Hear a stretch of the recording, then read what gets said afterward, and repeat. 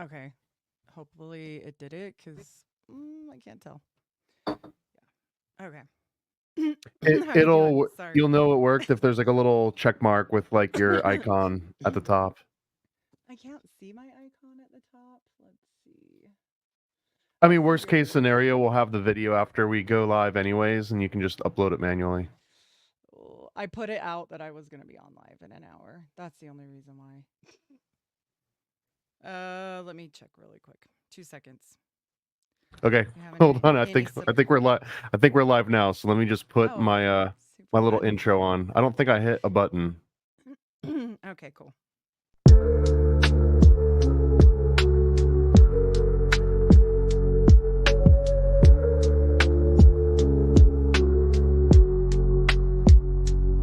If you could hide a color in the twinkling of an eye, and then continue onward with that same speed to fly, do you think that you could ever, through all eternity, find out the generation where gods began to be?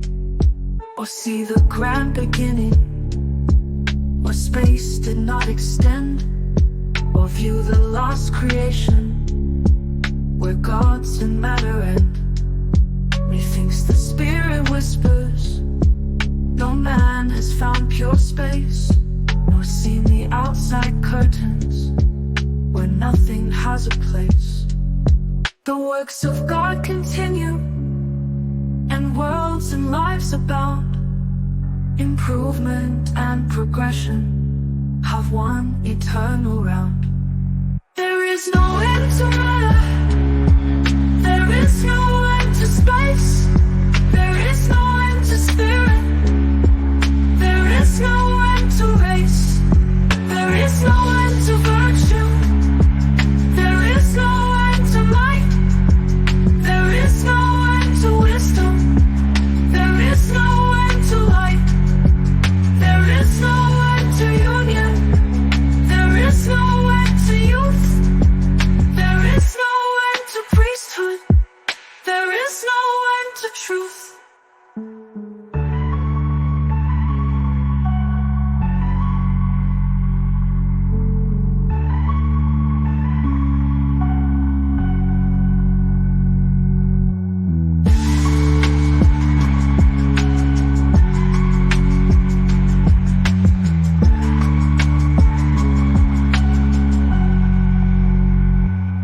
There is no end to glory, there is no end to love, there is no end to being, there is no death above. There is no end to glory, there is no end to love, there is no end to being, there is no death above. It's Monday Mormon Mondays. It's time for the secret handshake. Tune in and reach through the veil. It's time for Monthly Mormon Monday.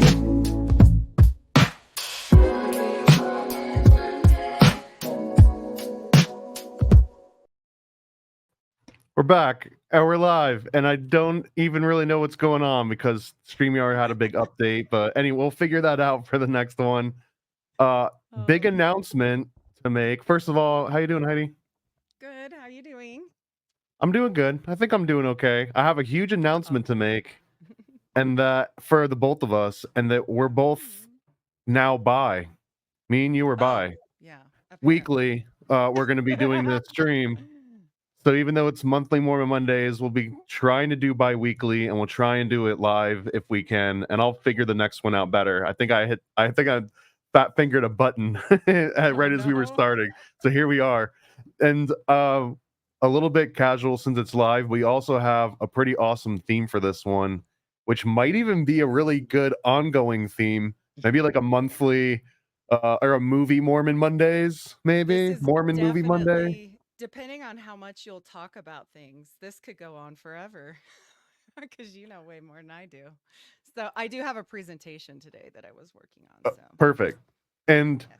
I think now too, this is like the weirdest thing, but whenever I watch a movie or a TV show, so I guess especially if it's sci-fi, but whenever I watch them, I'm like, okay, who's Joseph Smith in this show, and which one is Brigham Young in this show, right? Who's Moroni? Right. And I can't not watch that. I've been watching a sci-fi TV series called The Ark, which obviously has like biblical connotations to it, but it seriously seems like everything in there could be kind of relayed back into Mormonism at some point. They even have like a little dude that's a prophet and everything. I guess they're saying they can't hear me. So I'm just gonna make sure. Bump you up a little bit. I guess. I'll move it closer actually. Sometimes it comes in hot. So let's see. All right. Can you guys hear me now? Let's see. Sounds like the same volume. I'm like, uh-oh. I don't want to turn it up too high because then I mean, blast it. Do you know I did that on one of my shows and it wrecked my show? I had to fix my show like forever. It was horrid. So I'll blast it up a bit. But... Well, we'll work it out as we go. There was also a huge update with StreamYard like 1 day ago, so buttons and settings have changed. Okay. Well, hopefully it's my mic. Hopefully it's coming through my mic. I wonder if that's what's up. Because they're gonna want to hear me when I. Well, it's an easy way to test is you just do a check 1 2 and then a check 1 2, and you should be able to hear the difference between your hand over it or not. Well, I have Bluetooth in too, so hopefully it's not trying to go through those. I can hear you. That's all that really matters because we don't even know if anyone in the comments are even real people. They could all just be CIA bots. I mean, it's because your fault. It would be on brand for me at least. If Zerdus comes, they're saying they really can't hear me, so I don't know. I can hear you. I could definitely. It might just be really quiet because I got my volume blasted. All right. Well, here it is. So I don't know. Well, I watched the entire first movie of Harry Potter. I guess I should lead with that we watched Harry Potter, the first movie, and under kind of like a Mormon lens, I guess. But you mentioned the last time that we talked that Mormons love Harry Potter, and I guess I didn't expect that because Catholics maybe were a little bit on the fence about Harry Potter, like maybe too occult. But Mormons love occult. Well, Mormons do. They love Harry Potter, that's for sure, and they love Star Trek and Star Wars. Okay, is that good? I turned it up as loud as I could. Okay, so they dress up. They do, May the 4th be with you. All the things. They do all the things here. We do lots of Halloween, all the things. Mormons so there's love no all of it. version of Mormonism where they say Halloween's off limits. It's too pagan and occult. No. The FLDS are holding strong. No way. They will not play with that. Yeah. They won't play with Halloween, or they won't play with taking it away. They don't. I don't think they have any involvement in Halloween at all. Okay. Any holiday? What about Christmas? That I don't know. I know I've seen like on my sister wives that they do Christmas, but they're also like a modified, sect of FLDS. So who knows? But yeah, they definitely don't do the Halloween. I don't think so. All right. Well, if anyone does want to recruit me into Mormonism, and I guess I'm on the market, but it's got to come with all the holidays. Like you can't be taking features away at all.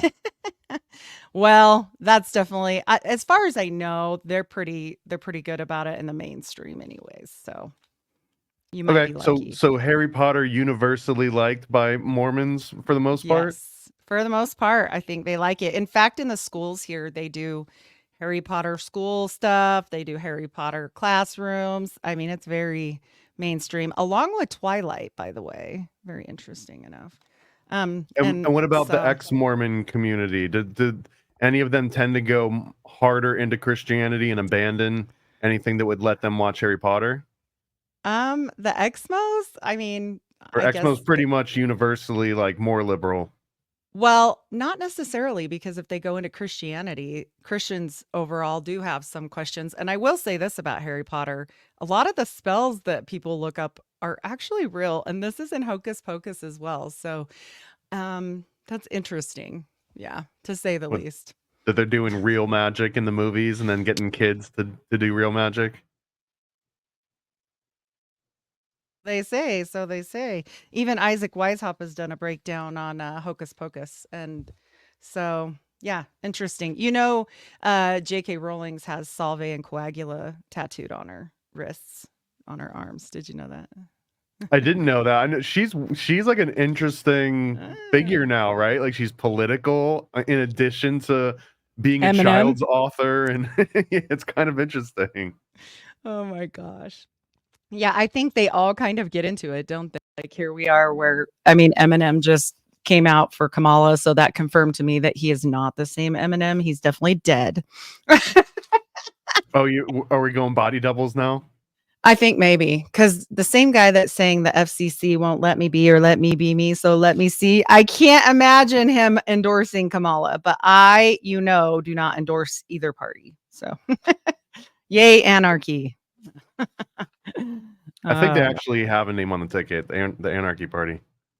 Yeah, I won't vote. So take me back to the 1800s. That's okay. Only because the Electoral College here, anyways, this is like a very Republican state. And I think it's only gone blue once ever. Like ever. So, yeah.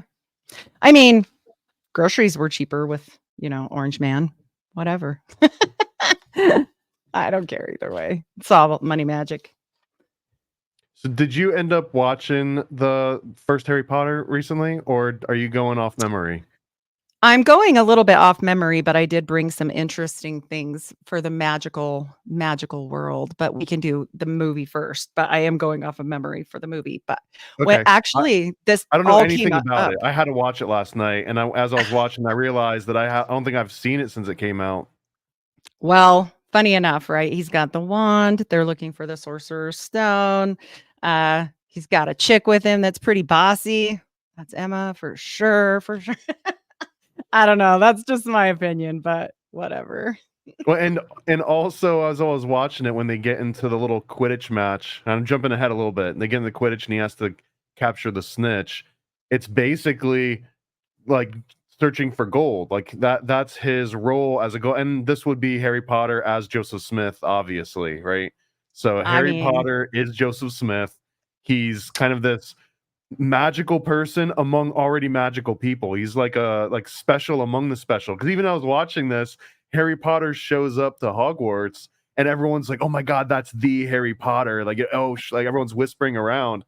And I was just thinking, like, damn, it would be phenomenal to just get an invite just to go to the school and be the lowest performing wizard that they even had at the school. You'd still be better than the best Muggle, wouldn't you? Right. Well, and you met Harry Potter, so pretty cool there. Of course, Mug's life, right? They die, and maybe the wizards get to live forever. We should ask Certus. I don't know. Do they get to live forever? How old is Dumbledore? No, I don't know. I didn't read the book, so I don't know any of this. He is old, but I don't know how actually old. They do die at some point because there's more movies. You'll see. I don't want to wreck it for you, but I will say this. The reason why I wanted to name this the Harry Potter one is because I started like going knee deep into Solomonic magic. I probably should have just called you. No, you wouldn't have told me.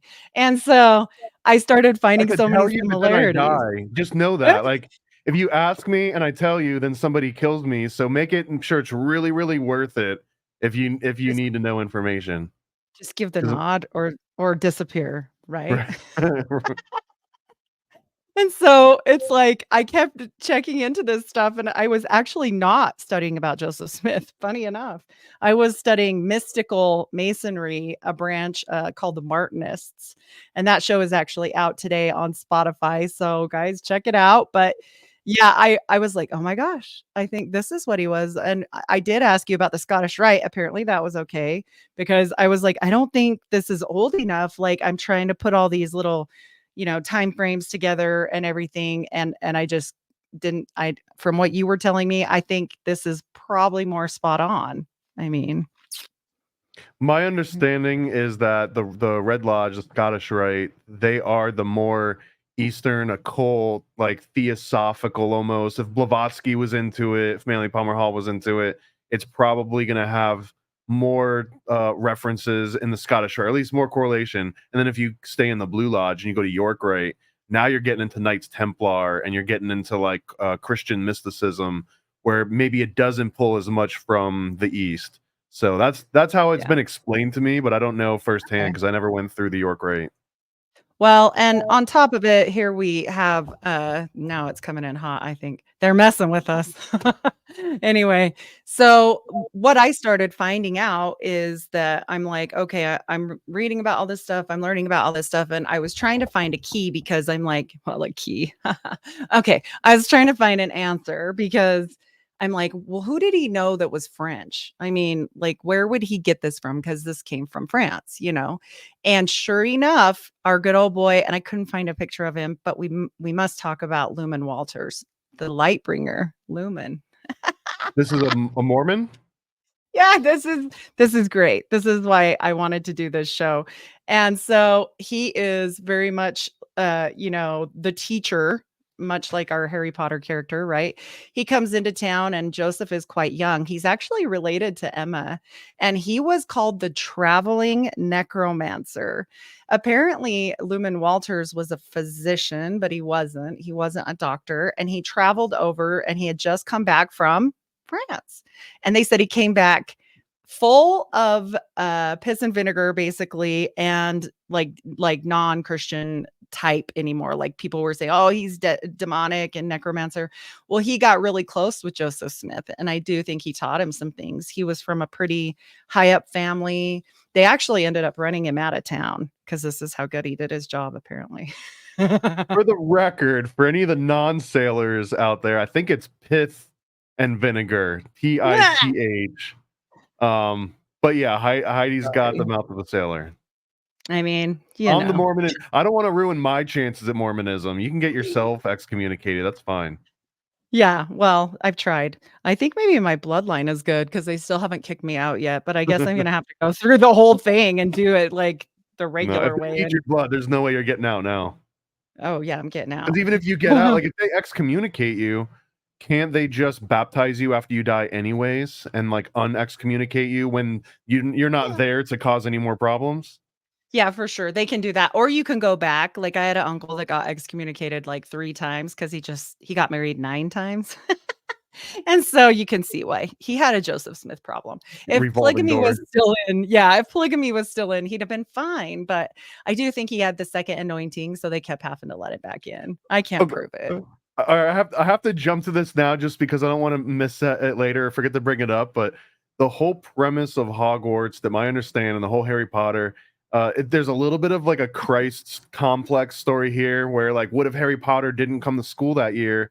Does everything just go to hell because he wasn't there to, take down the ogre and like put together this whole plot that was, Voldemort was trying to come back? But what if it's cyclical? But also it seems that Hogwarts' entire reason for being is to train these wizards that can constantly go out into the world and like save the world from itself in these magical battles. And this is a theme that we brought up before, but I like that you can go there and get a new Harry Potter technically every year. Like what happens when Harry Potter's in his college years? There's got to be a new Harry Potter coming through, or like a new class quarterback or whatever that person ends up being, right? He's like the prom king.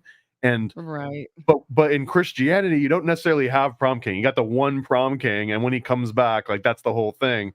But in Mormonism, also you've got like Joseph Smith was able to be a prophet, but there's a new prophet every, I don't know how many years. Is there a certain number that they're allowed to have per year and like actually designate? Or could one year they're just like, oh, there's 10,000 this year, like take your pick?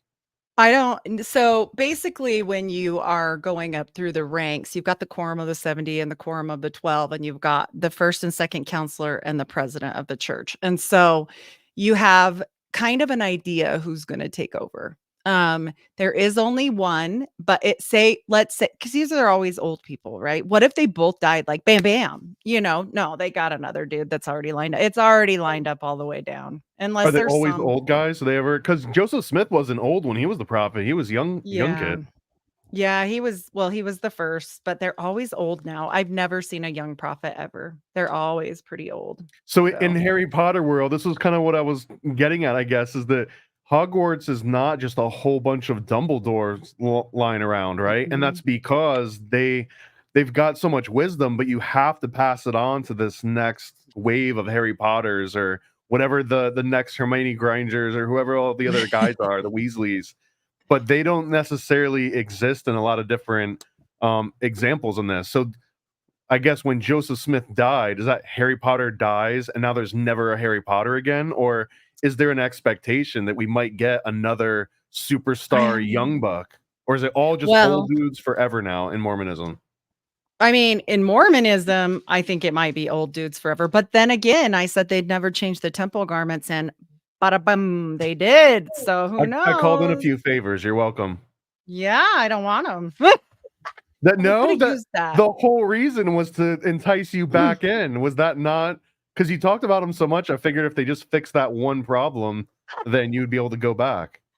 No, there's so many problems. So many problems. I just think, yeah, I think there's too many things to it's broken a little bit. But I'll show you a little bit why. And I just feel like, again, no judgment to anyone, because whenever I interview people, I have now been called what have I been called? An occultist. And what was the other thing? That now I'm apparently one of the dark arts lords because I teach this stuff, but there's too much dark stuff in Mormonism that they make into the light. Now, if you want to do dark stuff, knock yourself out. Like, I don't care. Like, I don't care about people that want to do whatever. People be people and all over the world. If you guys want to do that, that's fine with me, but you should at least have the knowledge. If they came out and they were more, transparent and said, okay, so this is what it is, blah, blah, blah. You will be summoning a demon. Now let's do this. I mean, I would have left and then I wouldn't be talking about it at least. I'd just be at home with my 6 kids, but then I wouldn't have so much fun. So are there dark ults in Mormonism that, like, even as you get in, it's like, don't do that Mormon chant or whatever? Well, they just change it all to the light. So they change everything to, this is how you get to heaven. This is how you do the things to get to heaven. This is all about heaven. This is all, it's never about darkness. No, they would be like, oh, occultism, clutch my pearls. Like, no, they would not. But yet the more you study, the more you know, read books. Yeah.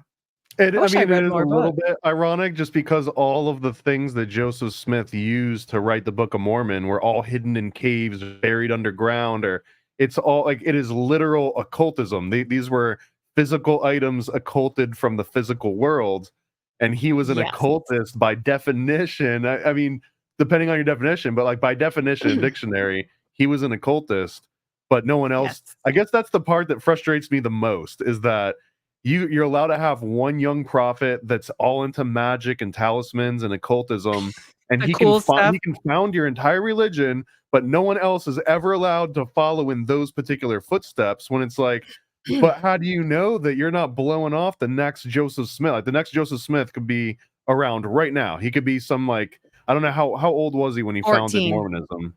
So you could have another 14-year-old that's like, I'm talking to God and there's these plates, and everyone's like, shut up, we already did that. Like, Joseph Smith already did that 200 years ago. Just don't bring it up again. But maybe he's like legitimately the next prophet, but that's been discounted, especially with a bunch of old guys. The more you look at this whole situation and Solomonic magic and all these things we're going to talk about, wouldn't it make more sense to have it be a virgin? Right. And so, I mean, I just think it's funny that my husband, shout out my husband, he's on here right now. Shout out Casey, dude 271 DB is my husband. So I just have to say that he oftentimes told his mom, well, she'd say, just do what they said. And he's like, well, I prayed about it, just like Joseph. And this isn't the way. And she got pissed. And so maybe my husband's the next Joseph, who even knows. Well, and he mentioned that he was actually in his either way, even late 20s is still less than half the age of the current prophets, right? It's almost like presidents at this point. You got to be 80 to get on the ticket. I know. Well, the current prophet is 100 years old. So they have figured out. He's not. Yes, he is. Google. How Yes. long has he been prophet? Is that like there's got to be people waiting for this guy to flake. Dude, he's figured out the keys to the kingdom, and he's doing that necromancy. I think he's got Joseph's bones. I don't even know. Is there an actual theory that if you've got Joseph Smith bones, they I have some mean, sort of power? we're gonna talk about a bunch of things on this slideshow. I think it's pretty interesting. The things I found, I was just like jaw dropped. It made my brain hurt. I was at work and I had to like help people that have hurt brains, and my brain was hurt. And I was like, oh no, this is not good. I got to put this down for a minute. I got to help some people because, yeah, it was a lot. It was way more than I just went into this thinking it was like, oh, and this little thing and this little thing. And when I first talked to you, I was all about it's John Dee and Enochian, which a lot of it is.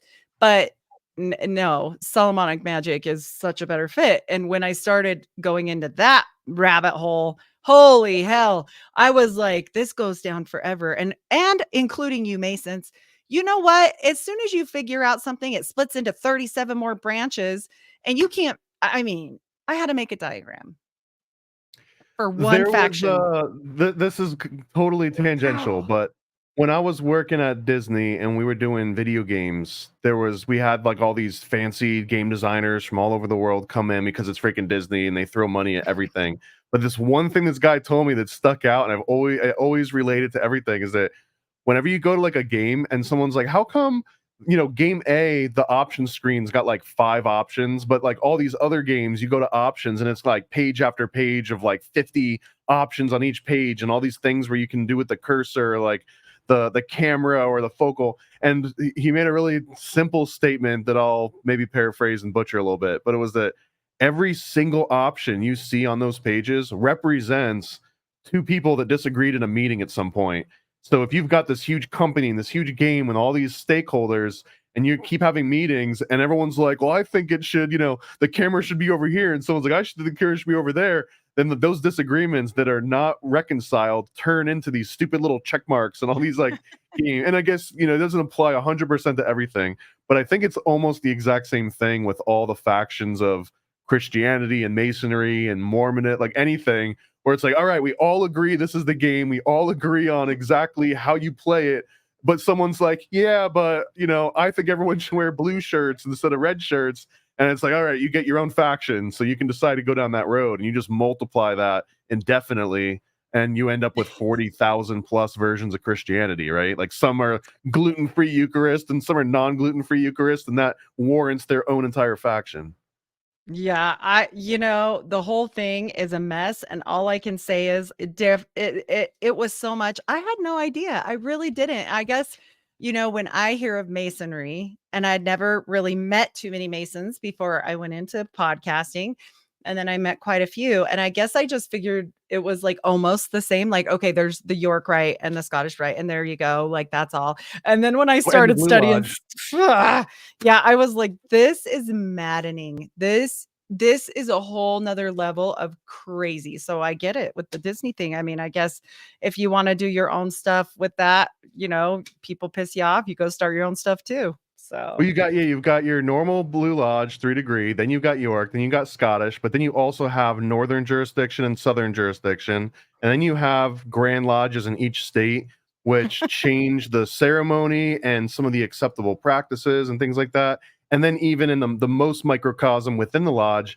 you've got kind of like that common archetypes of the guy that's there to network, the guy that's there because he's retired and doesn't, and so like a social support system. There's the people that are big into philanthropy and they want to, like, there's all these different reasons that people get into it too. And it's really hard to be like, oh yeah, they're all the same. Like you can't just grab one from one lodge and another. Sometimes it's oil and water or piss and vinegar, as Heidi would say. I would say that. I was just shocked. I was like, wow. And the thing about it was that shocked me. Remember, I wasn't studying Masonry. I was studying one little tiny faction of Masonry that's really, I've heard, is extremely obscure. This Gnostic type Masonry, this mystical Masonry that actually has. Or are we just talking Scottish right now? No, it's Martinism. And so, and we're talking about Pasquale, I'm sure you know who that is. And it even branches off. It even branches into other ones. So I was just like, this is insane. Like, literally, even the guy that basically it's named after was like, no, don't talk about it to me. And he left the whole thing later and was like, psh, don't talk to any angels. They're bad. And I was like, yeah, John D said that. Like, you should probably listen to him. He knew some stuff, right? Like, psh. And so he was just done. I see John D a little bit as a guy that had a huge library and a lot of resources to procure all these books from all over the place. And he kind of represents somebody that was compiling all this different information into something new. And then he starts coming up with like some of his sigil magic. It was based on previous sigil magic, but he puts together like a universal system using magic squares and then kind of just like tracing it. So he sort of designs this formula and a theory, like a magical practice theory that's built on all this other sort of maybe not even super connected different occult books from before that time. So in my mind, John D kind of has a class of his own where he's this master librarian that was like, it's almost like a Dewey Decimal System. I kind of think John D is like a Dewey Decimal. Like, he didn't write every book in a library. He didn't even read every book in a library. Or maybe he did. But like, he figured out a way to have books relate to each other and to put it into such a tangible practice that now everyone kind of universally does this. And that was sort of his role. Like, he was the advisor to the queen. And I'm sure that was part of the paycheck, was like, hey, you got to put this together. See what they're doing with the Bible over here? We need like an occult Bible. And he kind of puts that together. But hide it. You got to hide it, right? You got to hide that, because I don't even think they had to hide it actively, because this was only accessible to, like, you had to be fairly rich and well connected to even get your hands on a lot of these books and things that he was working in. So it was a little bit more self-regulating. Well, he had to literally bury his books because they came at him. They arrested him and he almost got burned at the stake. So at least sometimes, well, and then King James took over and we all know what happens there. So he took off after that. So, and he went to Russia and did all that, or not Russia, Ukraine or somewhere. I can't remember. But anyway, he took off to see another king. And I was just shocked that, he got away with so much. And even the angels told him, like, yeah, burn your stuff. It's fine. We'll put it back. And they did, apparently. So very Joseph Smith like him. And yeah, he had like, I think like a secret little compartment or something that he would stash books behind. And I don't know if this was to prevent people from stealing them. I think in one, and I might be totally off on this, but when he was collaborating with Edward Kelly, I believe he had some sort of suspicion at a certain point and was like hiding books in order to kind of test them. And I think he passed all the tests. I think Edward Kelly passed every one of them. Yeah, it was definitely strange. They always skip over, he had another person that he worked with for a while as well, other than Kelly, but Kelly actually didn't. I think it's funny that Kelly passed everything because he was not in it. He was not in it to win it. After so long, he was like, bruh, I want out of here. They all say, Kelly was this big nefarious person that just wanted to bang his wife. And I don't think he was, because he was trying to leave all the time. He was like, I don't want a wife. I hate all of you. Like, get away from me. I keep getting stabbed with fake swords coming out of books. Like, I think he was legitimately scared. He didn't want to be at Hogwarts anymore. He's like, bring me back to public school. Oh my gosh. He was like, well, and he ran away. He ran away twice, and they were like, and he came back of his own volition. Well, of his own volition, because the angels were like, we're going to torment the crap out of you until you go back and finish this. Yeah, you got to go finish your veggies, dude. You can't be summoning us and just like leaving, like riding out on us. And this is something that Juan says a lot too, because I guess I just like the idea that this young guy comes up and like bangs John D's wife and like steals his stuff and like convinces, oh yeah, I'm talking to an angel right now. He tells me, you need to shell out another $1 or whatever. But Juan has this stance that John D was such a master of the arts, the liberal sciences, that just on paper, he would be the master manipulator here. So if you have nothing else to go on other than the stats on paper, like whatever his stats on the back of his trading card are, then John D is the one that's forcing Ed Kelly, or is at least manipulating Edward Kelly to do what he wants, and it's not Edward Kelly like sneakily banging John Dee's wife. Like John I Dee have had to have seen yeah, that coming. I have to agree with Juan, and I do often. He should come on and talk with us someday. But actually, I have to agree, because why would he choose Edward Kelly, this guy that had been in trouble for forging mortgage documents and stuff, and got his ears chopped and all this business? So why would he do that and not just choose someone in his own circle of people, right? Like, basically, he chose someone he knew couldn't just leave. He did. And so I'm with Juan on that one. But hey, what do we know?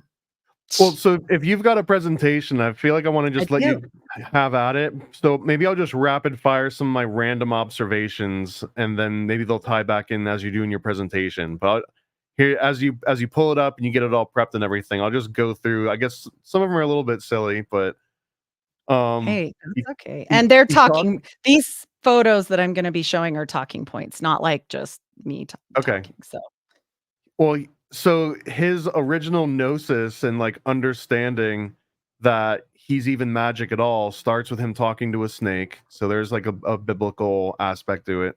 And he makes this glass disappear, and his, I guess, like adopted brother, or he's the adopted one. Harry Potter's the adopted one, but his like host family, his host brother falls in.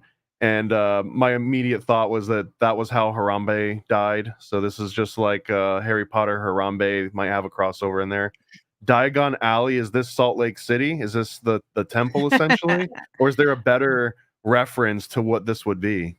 Is this like oh the man.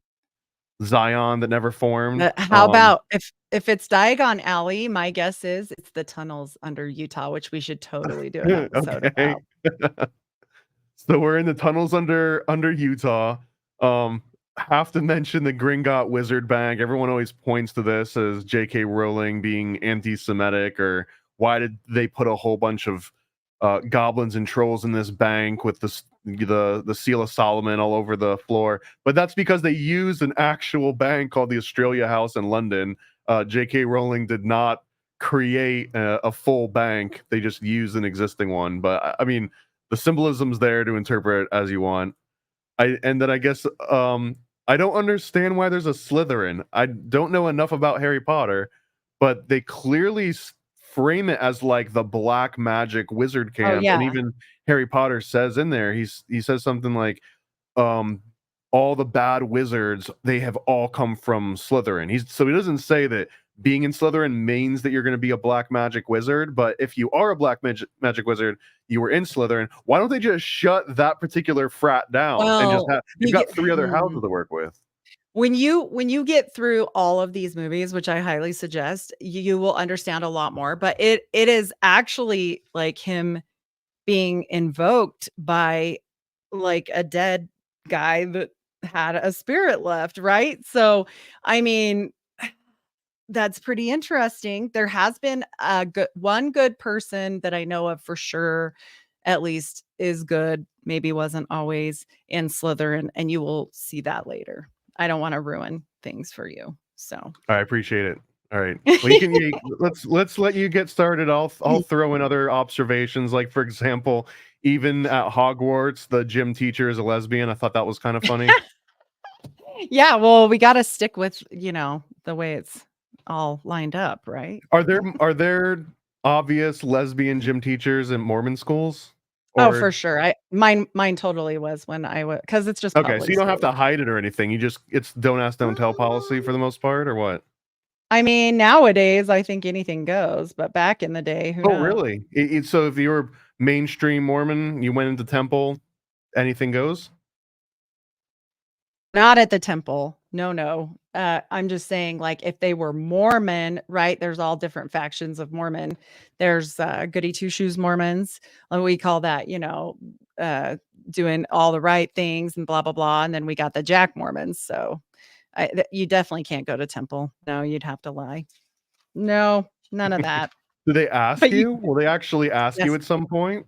Really? They'll ask you if you are morally clean. And so that means no cheating on your wife, no having homosexual relationships. You're not even supposed to masturbate, all the things. And you have to start this business when you're 12. Start answering these questions to a guy alone in a room as a 12-year-old girl or boy.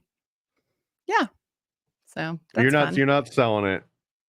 So Yeah, if you ever no. want to sway away, just lead with that too. You got to tell an old dude whether or not you're masturbating when you're 12. And not just yes or no. They want details. Well, of course. So that's probably going in a nasty book they sell somewhere is my guess. And they have those desks for a reason. Who knows? But yeah, not comfy. Not comfy. Not at all. So my little study on this whole thing, this first card is a tarot card, the Magician, right? And we see some little things here that the Magician has that are kind of important with magic. And I think this parallels our buddy Joseph a lot. So I threw that in there because it cracked me up. This picture, as you guys may or may not know, I have gone over this at times with other presentations, is the skull and bones photo, which this next guy, who probably has figured out all the bones because he is 100 years old, Russell M. Nelson, the current prophet, seer, and revelator of the church, is holding Joseph Smith's supposedly real hat. And then notice the inkwell on the table. I wonder if that's real too.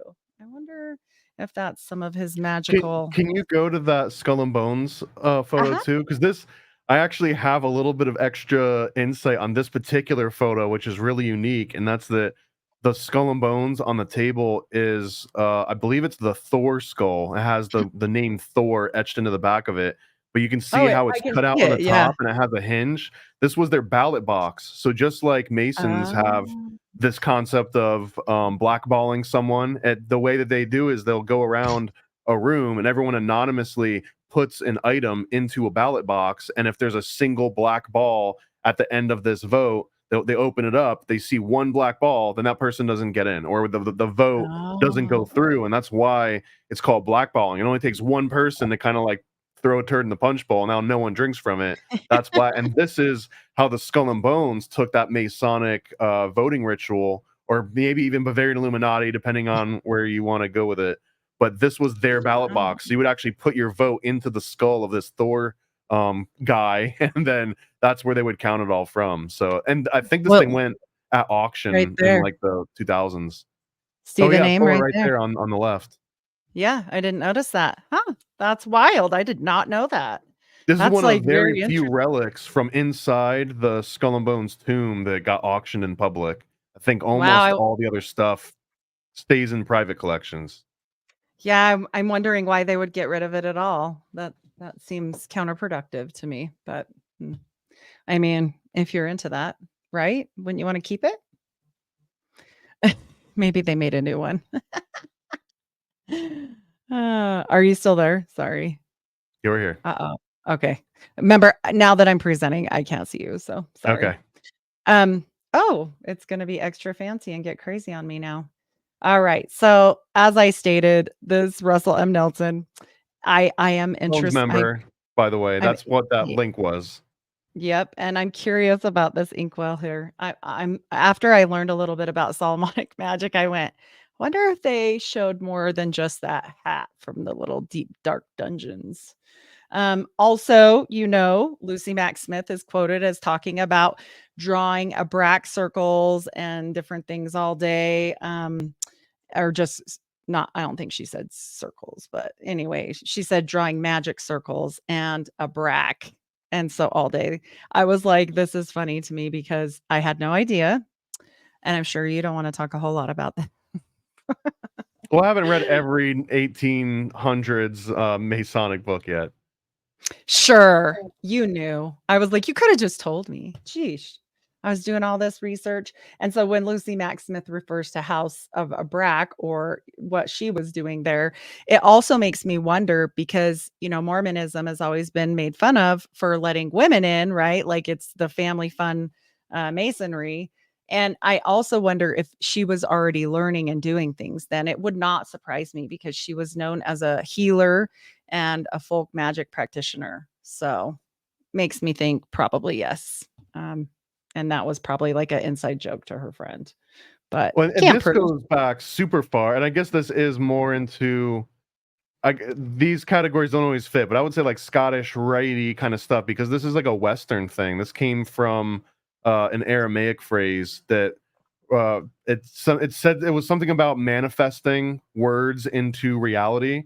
So the whole premise, the original premise of where abracadabra comes from, and I don't know what the original word was without looking it up, but it was that if you said this over and over, that you were actually helping manifest reality or taking some active participation or intent in it. And this is, I think that's why this gets cited as such a magical phrase, is one of the earliest recordings of, if you put intent, you can manifest reality through just thought forms. So that's where this is comes from, and I think that would, any reference to it anytime in the future, it would basically be a reference to, within this book or within this type of thinking, is going to discuss the potential for manifesting reality. And I mean, obviously they were messing with it and had figured some things out, because she directly references it. And that little excerpt is in a letter that she wrote, and it is on display at the Mormon Museum. So, I mean, I didn't make it up. It's real. So this little guy hasn't come up too often. Have you seen this one? No, it was like a polished snail. Well, What am I this looking is at? a Mirror? rendition of the greenstone. Apparently, Joseph Smith had a greenstone that we didn't all know about. Originally, it was sold to him by Joseph to Joseph by Jack Belcher, and Jack Belcher notes it that he had actually used it. I mean, just like the first account vision, some people say it's 4, some people say it's 8. So I mean, it's all over the place. Same thing with the stones. Some people are like, "Oh yeah, he had 2." No, he had, I don't even know how many he had, but it was plenty. And this one is referenced as one. And this is going back to like that same rant that I guess I'll just like always bring up. But does that mean that even if Joseph Smith was the only prophet we're allowed to have, like the young one or whatever, that has, brand new like religion founding ideas, what about the stones? Are there Mormon kids finding stones today that could potentially lead? Because it also seems that no, like we've already found all the stones that we're going to find. Coincidentally, Joseph Smith got a hold of all of them, and there's never anyone's going to find another stone that does what Joseph Smith did. It seems so specific, moment in time and geography, like all of the planets align just for him for this to happen. Well, there was other people that found other stones. That leads perfectly into my next picture. This is Jacob Whitmer's seeing stone. And the reason why these rules got changed, like you're referencing, is because Joseph Smith had it. They all were finding stones. Jacob Whitmer found this stone, most likely from a Native American burial site, because it's a trapezoidal gorget, and they used it to like cover their throats in battle. And so it was neck armor, basically. And there's pictures that are referencing this with Native Americans. So And it came with the holes in it. That was how you wore it around your neck? Yep, to protect their throats. And so there are photos, and I didn't find it till last minute. I wanted to put it in there, of the Native American people that wear it. And so he had that stone. And then the next one is Hiram Page, and he had a stone. But here's the thing about Hiram, and I think this is where Joseph got persnickety. We'll say that's a fun word like Harry Potter would use, right? Hiram found this stone, and he wrote 16 pages after he got it that were supposedly revelation. And Joseph Smith got totally pissed, and he's like, "No more stones. It's only me. I want that all destroyed. You can't do that." And throw it out. And he made all of them grind their stones to dust and get rid of them, just so you guys know. Did he grind any of his stones in solidarity or no? Because his were special Joseph Smith stones. Yeah, because these are all renditions. Well, the other one was a different copy of like a Native American one, because multiple Native American tribes still used them. And then, so yeah, interestingly enough. And then this is also a different stone I'd never even heard of. Joseph's mud seer stone. I had no idea he had one of those. Looks like a slug or something. I know it looks gross, kind of, and it looks like a turd, you know. You got a turd in your pocket. That brings a whole new meaning to that, doesn't What? it? Okay. See, I guess I was just thinking that these were like those rubbing stones you keep in your pocket and like, but these are very intricate. Like these aren't just Yeah. stones; these are talismans. Oh, they definitely are. And the church, well, you know why they call them stones. I mean, they don't want you looking into that. They don't want you to start putting two and two together. Like that's just not something that they're willing to get But we could into. accurately say that like all of Joseph Smith's seer stones, these were magical talismans. These are Joseph Smith's magical talismans. Yes. I believe so. Yes. From what I've studied about magic at this point, yeah. About Solomonic magic to be Would I be specific. asked to leave temple if I said that out loud? You might just be looked at wrong. Like you have to remember these people are I like could be like, very really? Is no one else seeing this? Like in the middle of they'd be very passive aggressive to you. They would be like, "Oh, that's a nice like thought, but yeah, we're going to go now." Like they don't and then they would talk mad crap on you behind your back. So just when so do you you have a chance to speak your mind in temple, if at all? Just before it starts and So after it ends, or what? after it ends, if you have questions, because I did have questions and I asked that same question. I said, okay, if I have a question, you're never supposed to talk about this stuff outside of the temple. So when can I ask a question and how? And they said, oh, you have to do it in the celestial room, but you're also supposed to be super quiet in there. And then everybody kind of leaves quickly after because your butt's numb from sitting for 2.5 hours. So yeah, it doesn't work out very good. And then also it's going to go in your folder. You know, they keep a folder on each person. And if you As you masturbated should. there, I yeah, mean, they wrote that down. honestly, at this point, any organization that is formed after the year 1800 should be keeping documents on all of its members. That's what every other one does. I mean, they definitely do. It's like the whole Scientology thing, right? And then they use it against him later. I don't know. But yeah, this particular one is called the Bitumen Seer Stone. And I actually think it was maybe slightly more important than they play it off to be because Bitumen is Emma Smith's next husband. Okay. And he was the one that had this in his possession through his family line. And she never got rid of it until she died. Like they took it after she died, but she never got rid of it. And I find that And do you know what interesting. these things did? Like, did this one interpret or find something special, or No, it doesn't say. is No. there was that a concept that Joseph Smith was like, oh, if I got to find gold today, we're bringing out the green one, or if I got to find a scroll, we're bringing out the red one? Was there any rhyme or reason to when you would, pick a certain caliber of stone? They said the brown one was his favorite one, but I find that like hard to believe, which I hope I put a picture of that one. This is another rendition of the green That looks stone. like amber. Yeah. And they called it the green stone. So I don't know for sure. And these books from this guy, this Rick Grunder, whatever books, $2,000 if you want to find out about Mormonism from him. So holy cow. Is he an Um, ex-mo or a current mo? See, I don't have $2,000 to spend on the books, so I'm not I'm not sure. But I do know they were controversial at the time that they came out, and there's, like, a bunch of volumes of them, I think 5.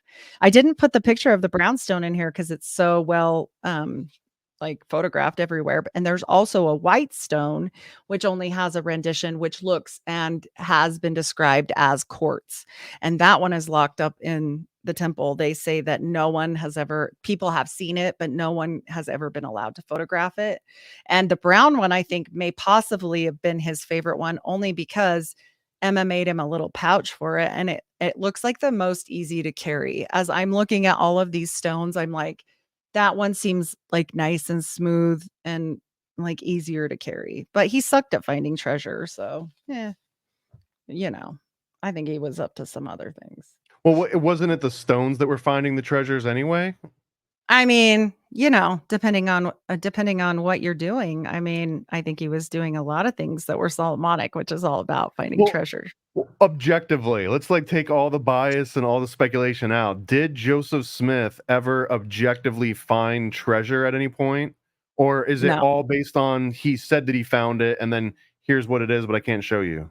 he had been actually, that was why he was taken to court was because he didn't find treasure, and people said he sucked so bad at it that they literally fined him in a court of law for not finding. So he wasn't even going out there and finding like old boots or anything. He just wasn't finding anything at all until he started finding gold plates that turned into a religion. But other than that, he wasn't finding money on the ground or like old discarded silver tins or anything. As far as I'm aware, the only money he ever found was yelling at Martin Harris, and then that was his cash cow. I mean, potato. If you're a treasure seeker and you find someone to fund your treasure seeking expedition and they don't realize they are the treasure, I mean, I feel like he was still a treasure hunter in that regard. I mean, if we count it that way, he was pretty good, you know? Well, there you go. You heard it from Heidi. This was another episode of Monthly Mormon Monday. So you can keep going. Yeah. So this is the bloodstone. This was actually said to have been given to Thomas Brown by Captain Cook in the 1700s. The stone descended into the Brown family, and then they gave it to Brigham Young, who carried it and wore it everywhere he went. So he wore this all the time, and there's actual pictures. This is in a museum. This is Brigham Young and wearing it. You can see it. And also, just to throw this out there, spiritualists consider bloodstone to be a stone of transformation and personal growth. It is believed to help release negative emotions and past traumas. I don't think that worked for him because he was pretty, from what I've heard, not nice. Allowing individuals to move forward on their spiritual journey. Bloodstone is also thought to help enhance spiritual awareness and connection to the divine. So there's that. So this is Brigham Young, I'm assuming. Brigham Yes. Young is basically our Dumbledore. I know that the times and the ages and the relationships don't work as well, but he's the older, crustier one with the beard and the magical talismans and books and wands. So that just I would by say default makes him. He's more Snape. He's not nice. He's definitely not. Dumbledore's nice. When you get to know Dumbledore Whoever we're more, looking at now looks like Snape, like the haircut and everything. Yep. Yeah. I think this is Brigham Young when he was younger. Okay. All right. I stand corrected. Brigham Young is Snape. We're slowly putting together who is who. So we've got Joseph Smith as Harry Potter. And then I guess Emma Smith would be Hermione. Right? Yeah, probably. Yeah. Okay. And now we've got a Snape. All right. I'm keeping track. So Brigham was kind of a crusty guy. They say he ruled with an iron fist. But honestly, I have to tell you, like, I don't believe that if Oliver Cowdery, who was, there was a fight over who was going to be the next prophet because Joseph died and didn't really have a lineup. This is why there's such a big lineup now, because there was a whole huge problem because he always assumed it would be his son that took over. Well, his son was 10 when he died. So he did take over and start the RLDS, the Reformed Church. And then Brigham Young and Oliver Cowdery had kind of like a presidential debate type situation. They literally got up and gave speeches and spoke and did all these things to try and make their case. And Cowdery really was the one that most people thought would take it, but he was sick when they did his speeches. And so he didn't do as well. He didn't do as well and wasn't charismatic enough. And Brigham Young was like, this is what we're going to do. This is the plan. And people felt safe about that because you have to remember this church was just barely going. And these people had already been ran out of a whole lot of places. They were definitely like a Trump versus Biden, the original matchup. Seriously. Yeah. And so, Brigham took it because people wanted to know what to do and where to go. And I think they were pretty sick of getting ran out of places. And I think he was probably a little more safe. Okay. The make Mormonism great again. He started pushing that. Yeah, he was make Mormonism great again. There you go. Too bad it didn't work. Ha ha. He was too busy finding wives that he had to procreate and replenish the earth with less than one child per wife. Anyway. Yeah, he wasn't in it to win it on that. But I do find these interesting. These are on the Nauvoo temple. Pentacles and pentagrams are on the temple. And not only are they on the temple, but they're inverted as well. And so that's kind of interesting So this one actually has a lot of religious history in like European churches too, because even in Catholicism, I believe the 5 wounds of Christ were represented as a pentagram, essentially, and even an inverted pentagram. And the inverted pentagram, based on my Rockefeller understanding in the public, But the Eliphas Levi, he's the one that basically stated that the inverted pentagram made it evil as opposed to not evil. And this might have even been an inversion of the 5 wounds of Christ. So it might have been an inversion of something holy and turned it unholy. Not in this photo. This photo, I'll give it to you. But this one is in the Seal of Solomon. And this, so you can have seals to protect you from spirits or to bring you spirits. There's so much. I haven't read the whole clavicula yet. Like, it's a lot. There's a lot of things going on with these books of Solomon, but I have read enough to know, I don't think it was an accident the way they made this window. And I kind of started, I have a theory, but I want to get through this stuff first and then I'll tell you my theory, but it scared me. I'll be honest, it scared me. So put this in your back pocket, you guys. This is to bind spirits in. Okay. So it was a little, I'll talk about it, but yeah. So this all-seeing eye is also on the temple, which, this one is not as demonized. I think we all know that there's multiple, it can be good, it can be bad. Same thing, right? People come in, they make it bad. I mean, you can tell a lot about this, I'm sure, but it's on our dollar, it's on our money, it's Masonic. So I don't know what all you can say about the all-seeing eye other than God's eye is always on you, right? So anything? Someone's eye is on you. Someone's eye. All right. Somebody's always watching. We'll go with that. How about that? I found this one really interesting, not just because of the sunstone. It's called a sunstone. The sun, I used to think, and there's another slide coming up, that Joseph Smith and Brigham Young were crazy. And a lot of people say, oh, they're crazy, or they did a lot of drugs or hallucinogenics and blah, blah, blah. This is why it's all crazy. No, the more you study about Hermeticism and Solomonic magic, this all makes a lot more sense. And so this is going to come into play more with the sun part, but I did want to talk about the trumpets.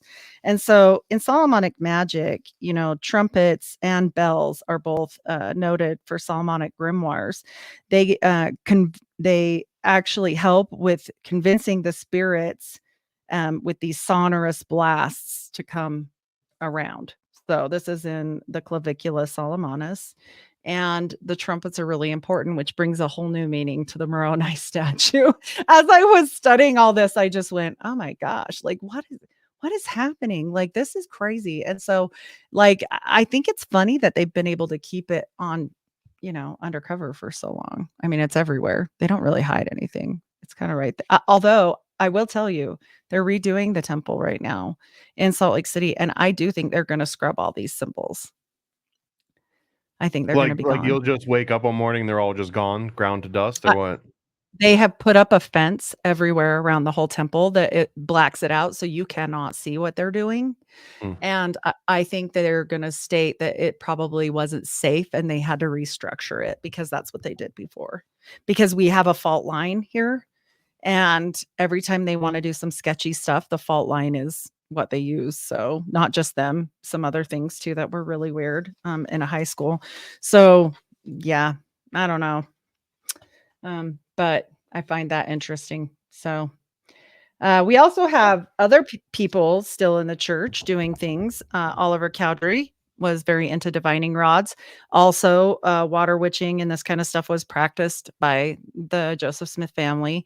This wasn't not known. Like, they were known all over town as this. So, but this was the photo I found for Oliver, and they talk all about this. This is folk magic, right? So again, another pentacle. Again, notice where it's at and how they put it. It's very purposeful with these round windows around it. And these are just magical, fun things that I found. So this little picture I made, because we're going to talk about this too, I think, coming up soon. But the salamander story is so interesting to me the more I study about magic, because it's a lot different than what I thought it was. And so when you're learning about what supposedly happened, okay, from this whole toad story, salamander story, whatever, they're going to talk about, this toad, but we got Hoffman that comes in and kind of wrecks it with the salamander. Why would he do that? Right? Two reasons.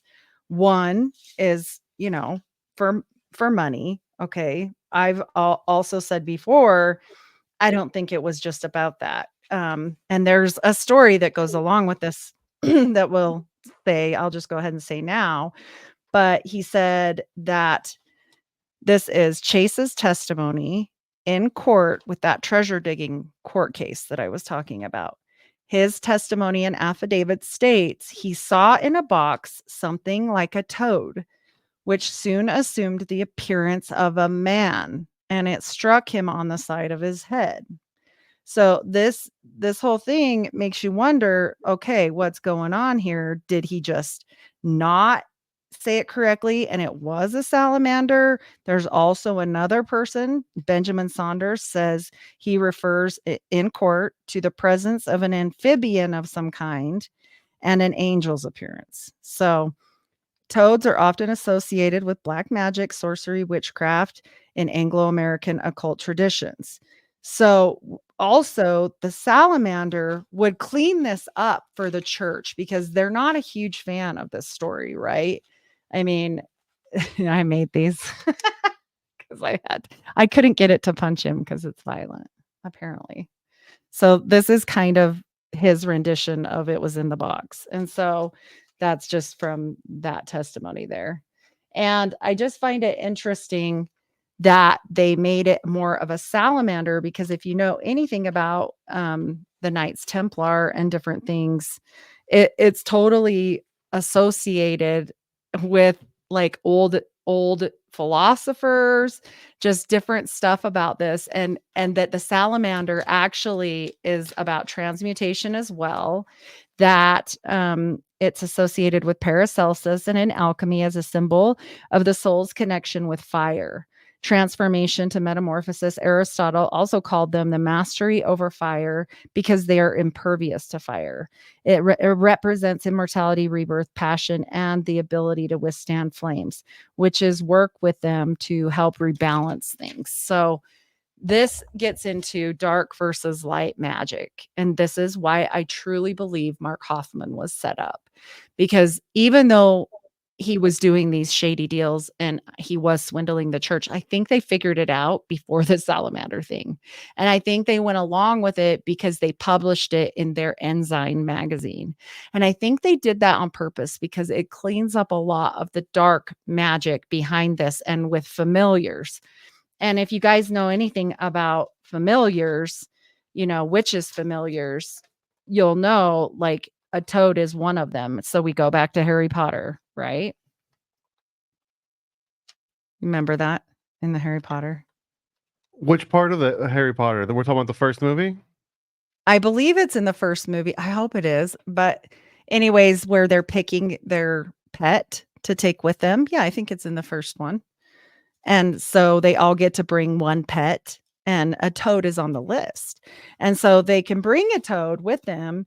And these are often, like I said, called witches familiars. And so, they work with witches. They can do like their bidding. They can, carry out things with familiars. Have you heard about I that? guess I absolutely, I mean, I know exactly the scene when they go and he gets the owl and the owl becomes his familiar, but I guess I wasn't paying close enough attention. Does he pick the owl, or does the owl pick him, or does someone else say like this is going to be your familiar? Because I can't imagine who would walk into a room and see all these exotic animals and be like, I'll go for the toad. Like, it seems like you'd be assigned the toad. You only have so many that you can pick from. And I think it is like a mutual thing. He, with his owl, did not, you're right, it flew in, but other people brought animals with them. And so I believe it was Hermione that brought her cat. And so, but somebody did have a toad. And so I found that kind of funny and interesting. But like I said, in witchcraft, this has kind of been a long-standing knowledge that, familiars kind of work for witches and help. Well, and I do find it interesting that he turned into a man. So the salamander one in particular too is most interesting to me because it was in a lot of alchemical texts, and yeah. the way that I guess you would read it alchemically is when a salamander comes up, that is an insinuation that you're supposed to use fire in your recipe, which is also why the salamander represents transmutation. Because if you see it's like, and then add the, I'll just make something up that's not real, but like add the legs of a salamander, it's like, oh, add whatever concoction that I've got, add that to fire and let it heat up so it turns into this next substance. And the whole reason that that even exists is because even in more, I guess, primitive societies or even like non-occult, if you were throwing logs into a fire and there's salamanders that live in the freaking logs, they would throw a log in and see salamanders rush out of the fire, thinking that either they were of the fire or that somehow they were in there and you like rustled them out of their nest, and therefore they're in, because it does seem pretty easy to prove that salamanders are not impervious to fire. There are some that apparently have like a mucus that they can coat their body with, which makes them resistant. I guarantee you take a salamander and you throw it in a fire, it will die. Like there's no salamander on the planet that is impervious to actual fire. So it always seemed like this is one of those alchemical code words so that you wouldn't have to either give it up, or it would be like a special word that if I heard someone over there talking about salamanders, like, oh, I guess he actually knows about alchemical fire and transmutation. Right. And then on top of it, they also are known to guard treasure.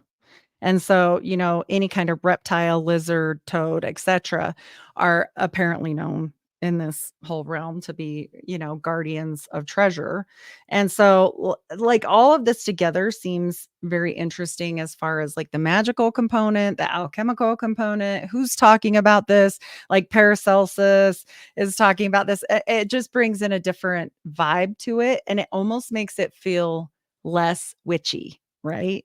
Like, if it's a salamander, in my opinion. It's It's universal, because this was all, especially we're talking Paracelsus, because he specifically was going up, but like his name Paracelsus means above Celsus, and Celsus was the head of, I guess, like the Christian medical establishment. He was the Fauci of, Paracelsus's time, and Paracelsus comes out and names himself better than that guy. Like that's his name is better than the other guy. So whenever you hear the name Paracelsus, that's directly reference to. So he was saying like everything the church has been teaching everyone is all wrong. The remedies don't work. Like all these crazy things they're telling you. And he's like, drink this poison instead. And people are like, what? but that was part of it, is that his magical occult talk. I don't think he had any. I don't know. I don't know if I would be comfortable in being like Paracelsus was a black wizard magician, because if anything, historically, he absolutely moved ahead real medicine and things that really helped people in the long run versus what the church was doing. The church would have just run everyone into the ground. No, I'm not saying he was, but I'm saying that he was really tied with alchemical stuff. And then they have been known on a separate note for witches familiars. So what I'm saying is I find it interesting that all of this kind of plays together, and they were trying to make it be more about like, oh, Paracelsus said this and he's a stand-up guy. And also this is like associated with, better things if it's not a toad, right? So I feel like they let that story go because like Rosicrucianism was associated with salamanders. Paracelsus is, Aristotle is these better things. So they're like, hey, let it be, like, let it switch up. Like, you help us out, we'll help you out. We'll give you this nice, whatever Bible you want, Hoffman, if you can help us get this switched. Because why would their PR people publish it in their magazine and blow it up to like, they blew that crap up. And so they wouldn't normally do that unless they'd really researched it. I mean, I don't think they would. There's been plenty of stories and things that came out where they held on to it and then we find out later, oh no. But this they printed in their own magazine. And I think it was to make it be associated with the salamander because these other people have cred. You know what I'm saying? Instead of a toad, because toads are not, that's not good. Salamander is an upgrade from a toad. I'll definitely give you that. Yes. And so they're more associated with darker magic, witches, blah, blah, blah. And so honestly, I do. If you had to figure out a thing, like an animal that would fit inside of this box with this gold plate, I can't think of a better noble creature than a salamander. Every other animal that would fit in this small area is all like vermin or bugs or they Yeah. would die inside the box, whereas a salamander would actually survive in here. I don't know. I can't Right. like you wouldn't put a bird in here, the bird would die. Right. No. And even Joseph Smith Jr. and Sr. both said the presence of some kind of amphibian, so they weren't sure, and then an angel came. So I think it's interesting when we talk about this angel, coming and punching Joseph Smith because he tried to touch the plates the wrong way. And I'm like, okay, so this definitely sounds like I've heard other stories of familiars on weirder podcasts, like, you know, Bigfoot podcast type stuff. And they had people on that spoke about this kind of stuff, that this kid was chasing a frog and went into the forest and it turned into a man. So, I mean, Joseph Smith's not the only one. And that guy Did it ended hit up him pledging. too? It didn't, but he actually ended up pledging to Baal and having his body tattooed with a Baal tattoo. So that's not good. But yeah. So long story short, I still think getting rid of the toad was a good idea. And I do think it was planned up. I do. And I think Mark Hoffman knows it. I And think they told for him. the record, the toad story and striking the man, just so I get this straight, because repetition is vital to like really buried in the memory. But it's a toad first, then it turns into a man, then it hits him, right? Like there's no version of this where the toad punches No. Joseph Smith. Okay. So this is the testimony. He saw in a box something like a toad, which soon assumed the appearance of a man and struck him in the side of his head. So definitely like in order. So Yeah, what spell is that? Totus Maximus or something, and it pops into a person. Toadstool. So I put this one in here also, since we're talking about magic and witchcraft. We got to talk about mirrors, right? I have real pictures of the mirrors we're going to talk about. These are called forever mirrors, or they face each other. They're considered a portal.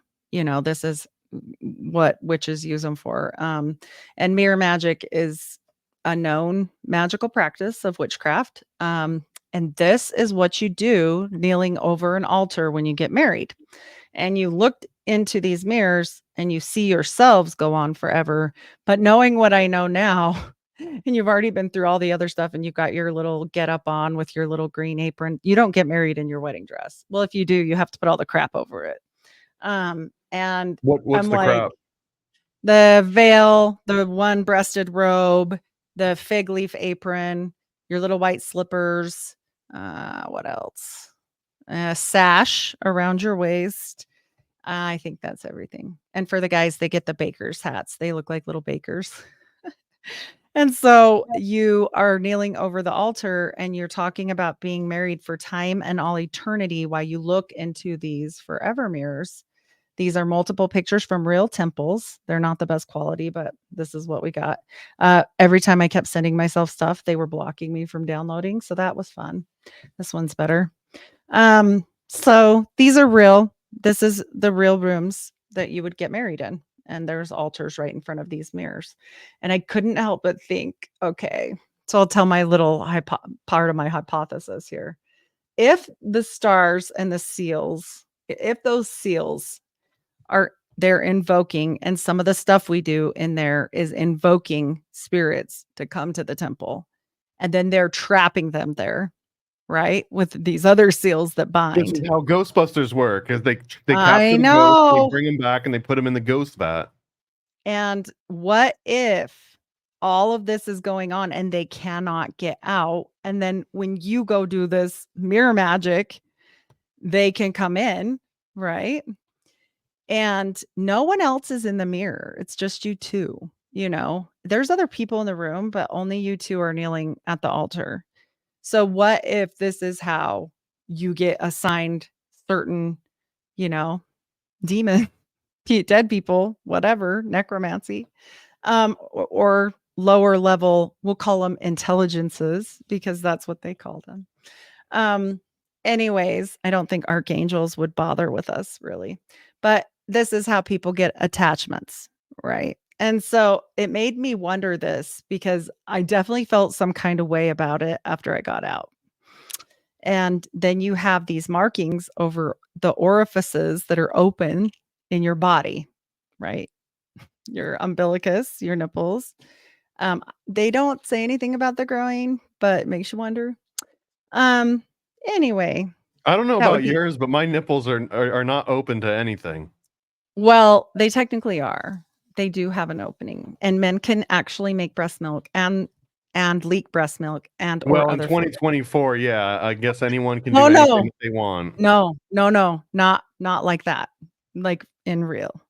So if you have an actual hormonal imbalance, you can actually leak fluid as a What? man that's never ever had anything altered in his body ever. That So the was born a man. question is, I have nipples. Can you milk me, Greg? He could have been like, Right? actually, you could. Actually, maybe. Yeah, if you had enough of that certain hormone. But yeah, so this is interesting and it made me think. I was like, and the eyes are also a direct portal. Like, and if you read about the eyeball, it's a whole thing like in occult magic, but I can't go into the eyeball. It will take us all day. And it was really interesting to me. It kind of scared me a little bit knowing a little bit more than I don't know at all. Obviously, you could study this stuff till you die, like even if you live till 100. I don't know that you would ever know it all. It's really a lot. So I am not some big person on Solomonic magic. I know a little bit. If you guys want a great book or books, check out Dr. Steven Skinner. He's got some great books on it. So that's going to be one of my next purchases on books. So I've talked to him a little bit. He's a nice guy. So on this Seal of Solomon magic, all of this is exactly what I truly, truly, truly believe that Joseph Smith was mostly into because of this statement. He at least had this book, The Key of Solomon, Book 1, Spells for Finding Hidden Treasure, Finding Love and Summoning Angels. Well, we just summed up the Book of Mormon. We're done. Right? I I mean, guess so. Yeah, he was looking for treasure, found love, conned people into paying for his wedding and his whole courtship, and then summons angels to make the religion. I guess this is like the recipe for creating your own version of Mormonism. so you definitely, even if you guys don't believe that he was a practitioner, which there are many practitioners of Solomonic magic today, they just don't shout it from the rooftops, but you can find podcasts and different things on it. Actually, Glitch Bottle is a really good one. And What Magic Is This is a really good one. So there were multiple things about Solomonic magic on there. And I just found it really fascinating that some of this stuff, it correlated so well. And this is a story I'm sure you won't talk to me about, but maybe you can. People don't always know. I did a podcast last night, and sometimes I don't realize that people don't know what you're talking about. So would you like to share the story of Solomon and his magical ring, or shall I? Well, there's different versions of Sol. So first of all, there's a Masonic Solomon, which is not exactly the same as the biblical Solomon. And then there's also the Eastern Solomon, and he that's the one that Eastern. I think is the coolest one. The Eastern Yeah. Solomon, he had a magic ring, a Solomon seal, and this literally allowed him to have supernatural powers, and he could command over real animals and supernatural animals. So he could kind of like conjure these beasts up to kind of do his bidding. And people loved this story and this concept so much that they were like, we're going to take that Solomonic seal and we're going to say that it has magic power to do these other things. In the premise of masonry, it has way less to do with his seal and more to do with his temple, and that the temple was even more complicated because the seal, Solomon's seal, also the Star of David, which didn't belong to Solomon or David. These actually predate back to ancient Egypt and Mesopotamia. Even they have this exact same seal. So this has kind of like always been a universal, ubiquitous magic seal across different cultures. Solomon seal kind of gets the name and the Star of David, but in Masonry, it's Solomon's temple, and the arrangement and the rooms and the proportions of one wall to another wall is supposed to have all these baked in mathematical formulas that all turn into gematria and that all reference the ineffable name of God, and all sorts of different Masonic secrets. And I guess that's my interpretation of the Masonic version of Solomon, is they took all of Solomon's wisdom and they baked it into the floor plan of a building, so that if you knew how to read that floor plan, you could deconstruct it and reassemble all of Solomon's magic, incantations and all of his wisdom. But that also goes along with the lost keys of masonry. That's an actual phrase, lost keys of masonry. And what do we have are like the keys of Solomon. So it's almost like it's baked in there, but someone forgot the password to get back into their highly secure document, and Masons have been trying to find that Bitcoin key for like the last 1,000 years. That's their job, right? You're supposed to. That is the job. It's literally the job, is to find the missing key in the ineffable name of God. Yes. Yep. And so here we have just a few of these Solomonic keys. And these are, do you guys use these? Can I ask that? Are you practitioners of Solomonic magic when you're a Mason, or is that not automatic? No, I mean, so the way that I've heard this explained to me by someone that was into magic is that the ritual themselves, the processions, the directions you walk in, that like if you were to take a camera and track where everyone walked during a lodge ceremony, that technically some of those movements could be creating these magic sigils. But that said, there at no point in any that I've ever been to is it like, okay, and now we're gonna bring out the magical sigils, and now we're gonna bring out the tarot cards, and we're all gonna talking to the crystal ball. It's all very, very formal. It's like you always walk in that direction, you always stand there. It's almost like a Catholic mass where like, okay, stand, sit, pray, walk down here, do the little thing.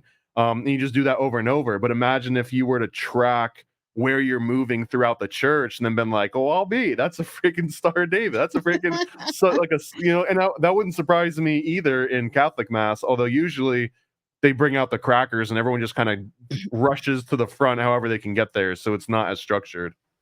Right. And then this is when we're talking about practitioners, we're talking about people that know what they're doing, that are using magical instruments to do that, like either a wand or a Gandalf staff. We are talking about magical things that are taking place on purpose. It's very not on accident or not in just secret. They're a part of it, right? They're like a part. And so when we talk about Solomonic practitioners, that's what I'm talking about. So maybe masonry is not like identically the same. It wouldn't be identical. What would happen is that if you're into Solomonic magic, then you're going to be applying all the things happening in Lodge and being like, oh, that's like this aspect of Solomonic magic. But at no point does masonry ever say what it is. Like, it's kind of up to everyone to interpret. And it's not like a faction, because no one wears a pin or gives themselves a name, but there'll be the guys at Lodge that are like, oh, that dude's in the magic. Like, that guy's got a tarot deck at home guaranteed. And they're the ones that would know all of this. But the guy to your right might, like, he shows up for meatloaf and to get closer to the comptroller of the county. So it's sort of like this huge schism between the type of person that would care. Although you could make the argument that even the guy showing up for meatloaf is actively performing sigil magic, just unwittingly. So, I mean, do they ever like recruit people specifically for that, or just not allowed to? Masonry, or at least in America, you're not allowed to recruit. Okay. No, I mean, for the magical part, they're already a Mason, and like, the guy that has the tarot deck or what, you know what I mean? It's very volunteer based. Again, just for practical humans be doing human things. It's more like, hey, who wants to wake up early and drive down to this side of town at 7 a.m. on a Saturday, very inconvenient. You might not always get the magic guy. You might end up getting the meatloaf guy more times than not, because the magic guy's got a job and the magic guy's got other stuff going on. He's got sigils to perform. Let's get real. Yeah, he's got his own little temple thing. Like, I guess, and that's the other thing too, is that, and I'm sure there's other interpretations of this, but I've never got the impression that showing up to Lodge makes it more magical. Showing up to Lodge is more about making sure that everyone's still, like paying their dues and they're still kind of like in it. But it's like the government end of it. Okay, it's like town hall. If you're gonna do super magic stuff, you're doing the magic stuff at home probably. Okay. So, I mean, this kind of stuff, he was definitely hiding a lot of, and you have to understand something, and then we'll get into this. I'll show the picture later. I can even say it now. Is the Joseph Smith, one of his great grandpas or something, was a part of the Salem witch trials against witches. So he was well aware of what could happen to you. Okay. So he knew he knew what was up. And oftentimes I think, right, like methinks he protests too much, right? Like maybe they were the ones and they were just like burning innocent people that had nothing to do with it, you know? So it does make you wonder, because he also takes a trip to Salem, Massachusetts, that we're going to talk about when I get to that slide. Okay. But interesting enough, this goes all over the place in Magickville, Witchcraftville, right? This little slide is the dove medallion, Masonic dove medallion. And they said this was Fortitude Lodge number 42. It was based out of New Brunswick, Canada. And it was owned by Smith and then later Brigham Young. And they said that it's unsure how it arrived in Smith's possession, actually, but they speculate the medallion could have a charm associated with Venus. So, just so you guys know, that's what they say about this. Like I said, none of this is provable other than we know it was owned by Joseph Smith. Then it went to Brigham Young. We know that much, but it is what it is. Any comments, Masonic comments? No, it looks sharp. It looks like I'd hurt myself touching that thing, whatever. I do see like the bird outline, but I can't really tell beyond that what bird. And so yeah, arcane arsenals, Masons are not like by like the rule book are not allowed to recruit, and it's not because of some mystical or special reason. It's because when Masons first came to America in particular, they were going door to door and like knocking on people's doors, like the Mormons. Oh, they were Mormons. They would go door to door and they would undersell each other. They'd be like, "I'll do it for $7," and the next guy would be like, "Oh, I'll do it for $6," and they wanted to eliminate that whole commercial, like people trying to sell things that didn't exist, because ultimately they would show up to lodge and be underwhelmed, and because they were sold this crazy vacuum cleaner that did it all, right? And you show up and it's like, oh, it actually sucks. So they realized that it was hurting them in the long run. So they made it kind of against the rules to recruit. Now, that doesn't mean that someone might come up to you and be like, hey, have you ever considered joining the Masons? Or if you've got a family member or a friend and they might push you like, oh, go join it. But in terms of actual recruiting, there's no real such thing as like missionaries in Freemasonry. You're not allowed to go to strangers that you don't know and try and actively recruit. And it's almost discouraged from like pushing someone into it. You can ask them if they're interested. You can be like, oh, if you want to. But this is an American phrase in American Masonry is to be one, ask one. And that's basically a reference to this rule that you're not allowed to recruit. So, hey, if you want to be one, find one and then ask them about it. And then they're allowed to kind of sell you on it. Okay. All right. That makes sense. So maybe this was like advertising, right? Back in the day. Like, I mean, exactly what it was. It was door-to-door salesman, and that was just straight up advertising. So Joseph Smith stole that idea for the missionaries, if it was him. Sending missionaries door to door. He was like, hey, let's do this. Just kidding. All right. I mean, imagine if you never get visitors. It's like the inverse of Mormons now, where like the person that stops to talk to them, like, oh, I'm coming back to this house 100%. Well, it's pretty funny to me that he did the exact thing they said don't do, right? Don't do that. But hey, whatever. It worked. It worked for some time, actually. This thing keeps skipping. It doesn't want me to show you these spooky things. This is one of my favorite things that I found that were super creepy. So these are called coffin canes. And the coffin canes are a whole disgusting story. So Joseph Smith's body was moved multiple times and after he died, because just like his brother, right? They're digging people up again. And I'm like, this seems like such a disgusting thing, but whatever. And so they dug them up, him and his brother Hiram, and their crusty coffins, like all the gross juices in them and everything, they took and made these coffin canes out of them. They're called the canes of martyrdom. And off of the coffin itself, like the wood of the coffin. Yep. And then they made new coffins and they supposedly moved them, but I think they might have those bones. When you ask me about that, I'm like, well, we just don't know. They supposedly moved him upwards of 3 times. And so it's very possible they could have just kept getting in there and grabbing stuff. I don't want to speculate because at the top of this knob, I think I might have a picture of the knob. Let's see, maybe not. There is their hair that is braided in off of their dead bodies, braided into the knob. Well, they're not using it. That's so gross.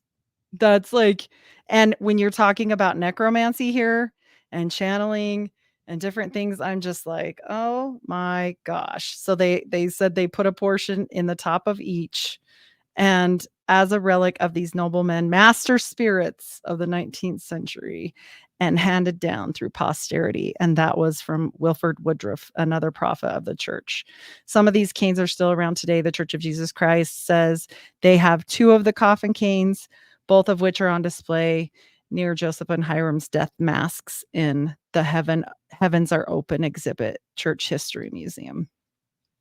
So this is real. These are the literal magic wands. Like what other reason would you need or want to have a cane made from the coffin of your dead prophet unless you assume that it gains some kind of supernatural power, right? Well, actually, there was another quote. I wished I wrote that down. There's another quote from one of the prophets that say that it's so important that, like, in the final days, it will be like a magic wand type situation. I'll find the quote, but yeah, it was a whole thing. And so, yeah, I'm sure they have more than 2, and I'm sure the most important ones are not in a museum. There is an underground. When I say underground, like caverns, like I'm serious. Like there are tunnels and they have vaults. The church has blown out the side of a mountain just for their genealogy. What do you think they did for Joseph Smith's dead stuff? A lot is my guess. So I would assume at this point, and I'm just speculating here, so don't give me a strike, please, YouTube or anyone else. But I would assume that Mormons have tried to clone Joseph Smith at this point.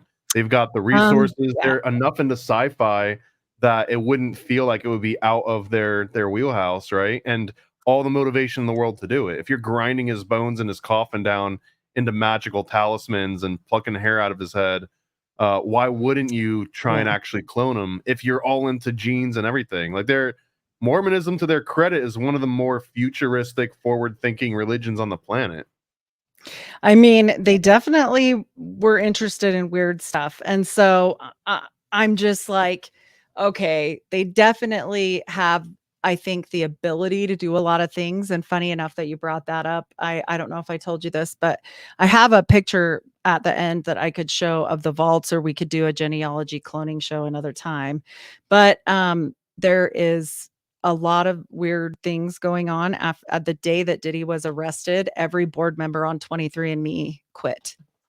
And then it went bankrupt.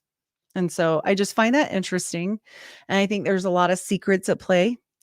I'm not anyone big, so I wouldn't know, but I think it's interesting. That's for sure. I would love to know how P. Diddy intersects and the freak offs with the Mormon temple. There's got to be at least one sort of connection amongst all those. I don't know if it means that P. Diddy is working with Mormons, but I guarantee at least one Mormon has been to a freak off.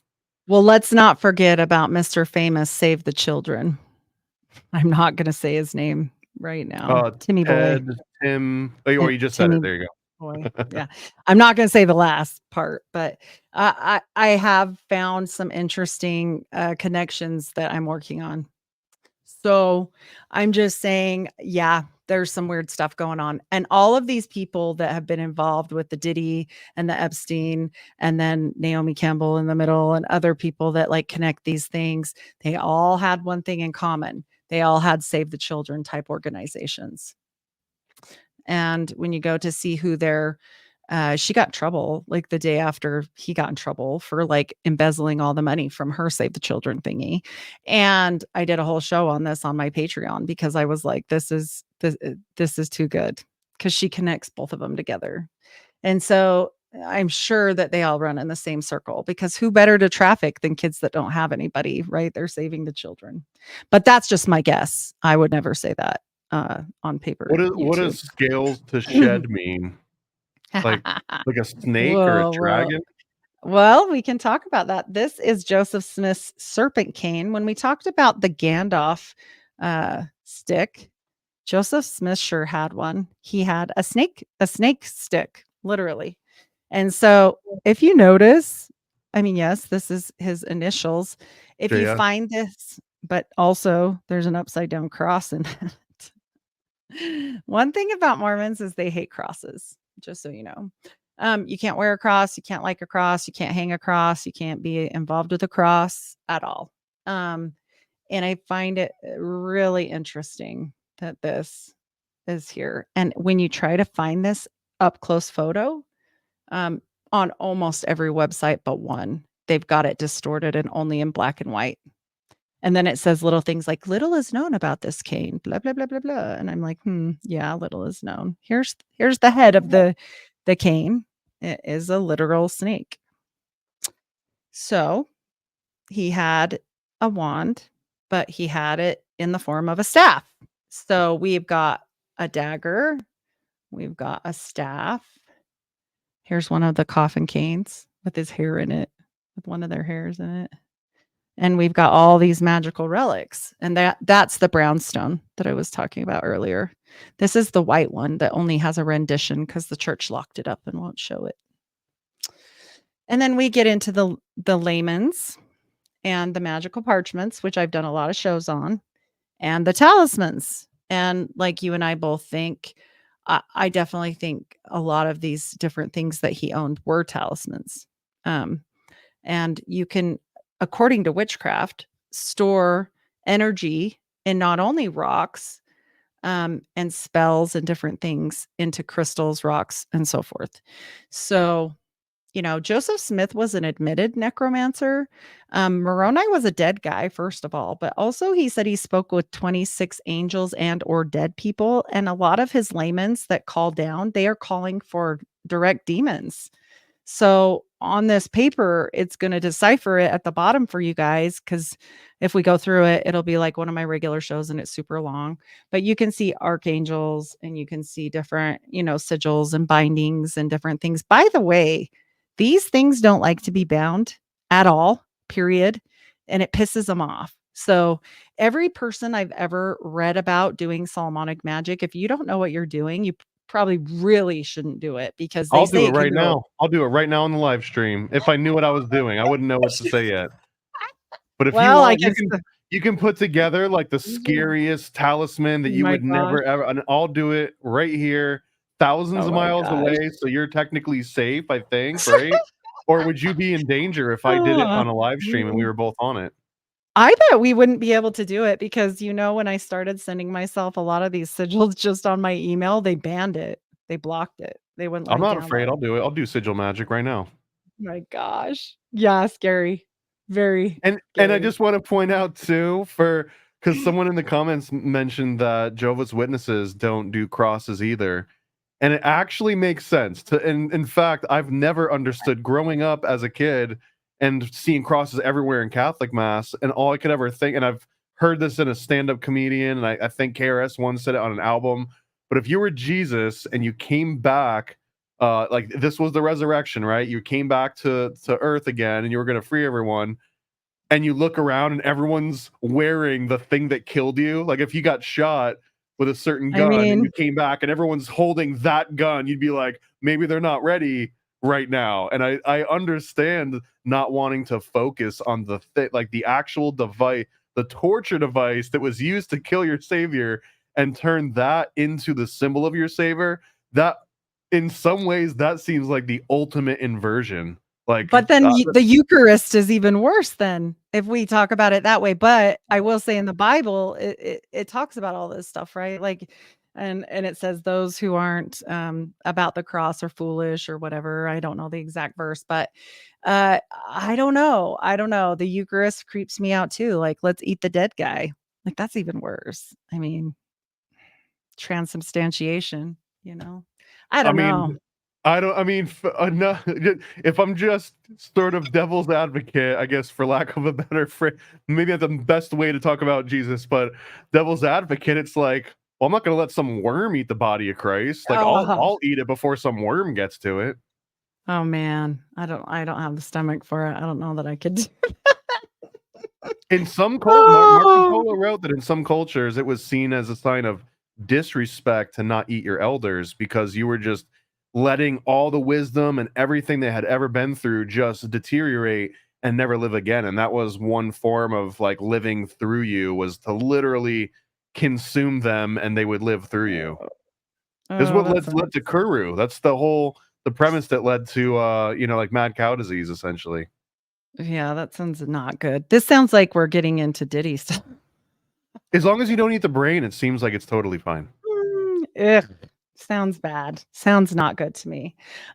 Also, just so people know, in these Solomonic magics, when you're doing this, apparently, that if it's an open like this, how there's not anything around it, that means there's a relationship and it's a working relationship with this particular spirit and or angel. So just so people know that. So he was familiar with these things, because even this outline is not a circle. This isn't bound for Raphael. And so I'm just saying, like, he knew what he was doing. That's all. Um, and I think it's funny that people try to say he was a stupid farm boy. It really pisses me off because he was obviously more learned than most people about a lot of things. So I don't buy that for one red second. There's no way. Yeah, so Um, these ones strike me as like the most classical version of Enochian sigil magic, especially the one on the bottom right, because they would tend to, you would pair it with one of these magical squares. So it's almost like I don't know if this is how this one exactly works, but on that bottom right, if you took that symbol and you put it directly on top of that little grid above it and rotated it, wherever the circle starts is like where you put your pen down and then you trace it through the different numbers of the letters, and it's supposed to spell something out or go through a certain number of numbers, and then it ends. And that's usually what creates that sigil shape, is the path of like it's almost like a connect the dots. It's not even mm. like super mystical because the sigil doesn't mean anything unless you know what magic square the sigil corresponds with. Well, there's like a whole thing for the Solomonic magic. Let's see if I put it in here. And I think I did, but it may not have let me download. And it had all of the characters in it already and what they meant. They were actually super precise when it came to this. And they were like very into like the day, the hour, the day of the week. It's super precise. And I don't think I put it in because it blocked it. And so, yeah. I had it originally put in there, but it is not by chance at all with these particular things because they they were very precise about these squares, and this all goes into the keys of Solomon. So if you guys look up, the different things in there, it'll show, but it literally, when they're praying to certain things or want certain things, it's very specific, like on these tables, and they have all this written out by like the hour, the day. There's basically a demon, an angel, a whatever for each hour, each day, each everything. So yeah, pretty wild, but it's very specific. So uh, on this And one, there's not that much separation between, I mean, a couple centuries, right? But John Dee, I think, died in the early 1600s, and Joseph Smith is born in the early 1800s. So there's only 2 centuries separating the work of John Dee and then Joseph Smith finding all this. yeah. Yeah. And I think it was, there were people that would have kept that, when we get into the sixth and seventh books of Abraham, they have really nothing to do with Abraham and a whole lot to do with other things. And they were hiding things to get it out of there, because King Well, James was going to burn it all. I mean, for real, well, you someone know? right now, like a Mormon in 2024, reading the Book of Mormon would be about the same time differential as Joseph Smith reading John Dee when he was a little kid. Right. Right. So they would know. and all of this stuff would be carried on with these people as they immigrate in. So, I mean, I don't think he was stupid, and I don't think he was illiterate or anything. I mean, it just almost makes me laugh. This is just another example of one of the Well, this is the layman's. part that frustrates me, I guess, the most, where if there was is there a sect of Mormonism that's like, hey, we actually are doing sigil magic in here. Come on down, like bring your talismans, No. because it seems that would be the thing that would attract a whole extra side of like occult Mormons, because it's already in there. Like all of this is baked into the religion, but they're not letting you get to the good stuff unless you do it without saying it, right? You got to dance around it. But what if there was an overt, like exoteric version of Mormonism that said, hey, on Fridays we do sigil magic, bring your square of Saturn. I'm sure that there probably is at the highest levels, but for us in the main Goyim population, this is extremely no. You're not even to read your own horoscope. So there's that, which Joseph Smith totally did. He was completely, I think I have one of his journal entries on astrology. And so I'm like, yeah, I do. I just don't think that this guy is illiterate and or stupid. I'm sorry. I'm sorry. Like it's almost laughable because they want us to believe that. They want you to think that that's really how things are, and it couldn't be further from the truth, but I think they're afraid of what it leads to. I think they're afraid of they're going to have to explain it. And I It really feels do. like they're gonna have to at some point, although also who knows what the hell's in the Vatican archives, right? Who knows what secrets that they were able to maintain for thousands of years to the point where no one even knows what questions to ask anymore. And the Mormon church is only 200 years into that. But also they started, not too long before the internet came out compared to other religions. So I don't know if they can bury it forever. It almost seems like there would be a point of reckoning at some point when a future prophet, or maybe if our prophet leaves into and I said our because now I'm a Mormon now, but like if he lives to 120, it's like, all right, there were talismans. All right, he read, the Magus. I guess have we one in might as my well tell you pocket. now. Yeah. I've had one the whole time. Yeah, really, you don't need your freaking garments. You just need this little dime in your pocket. I think people would like that better, to be honest. But That's what I'm legitimately saying, is because there is going to be a swing to the like sort of atheist secular version of society for a long time, and then the pendulum's going to swing back and someone's going to be like, give me the most occult thing you got, and like I don't want any of the weird Crowleyan sex magic. Mormonism would be right there, right? It's like it's everything that Crowley had but way less sex. Well, we don't know about his parchments. I don't want to speculate about what's on those parchments because the way they make those parchments is Human skin, right? Yeah, no, the sex magic-y stuff. It's read the Saturnus Fraterni. It's disgusting. Do you think that Joseph Smith brought that over too, or do you think he left some of that out? I hope he didn't do it, but who knows? It's yuck. So I just I don't know. But he seemed to be very into sex, so it would not surprise me. And he seemed to be killing it with the ladies. So he must have been doing something good. I don't know. I mean, he was stealing other people. I'm so good. They're going to be digging me up 3 or 4 times in the future just to get another look at this. Digging up that treasure. Yeah. I think trying to make those magic sticks. They definitely made something, and this is just a rendition of them digging for treasure, exactly like we've spoke about, but these magical seals were on the ground that his dad made with a sword, and this was again described in the court case for the treasure digging case. So it's great because these are all actually documented like on affidavits. This isn't just Josie told her neighbor Paul blah blah blah. No, these are indefinite. So what do?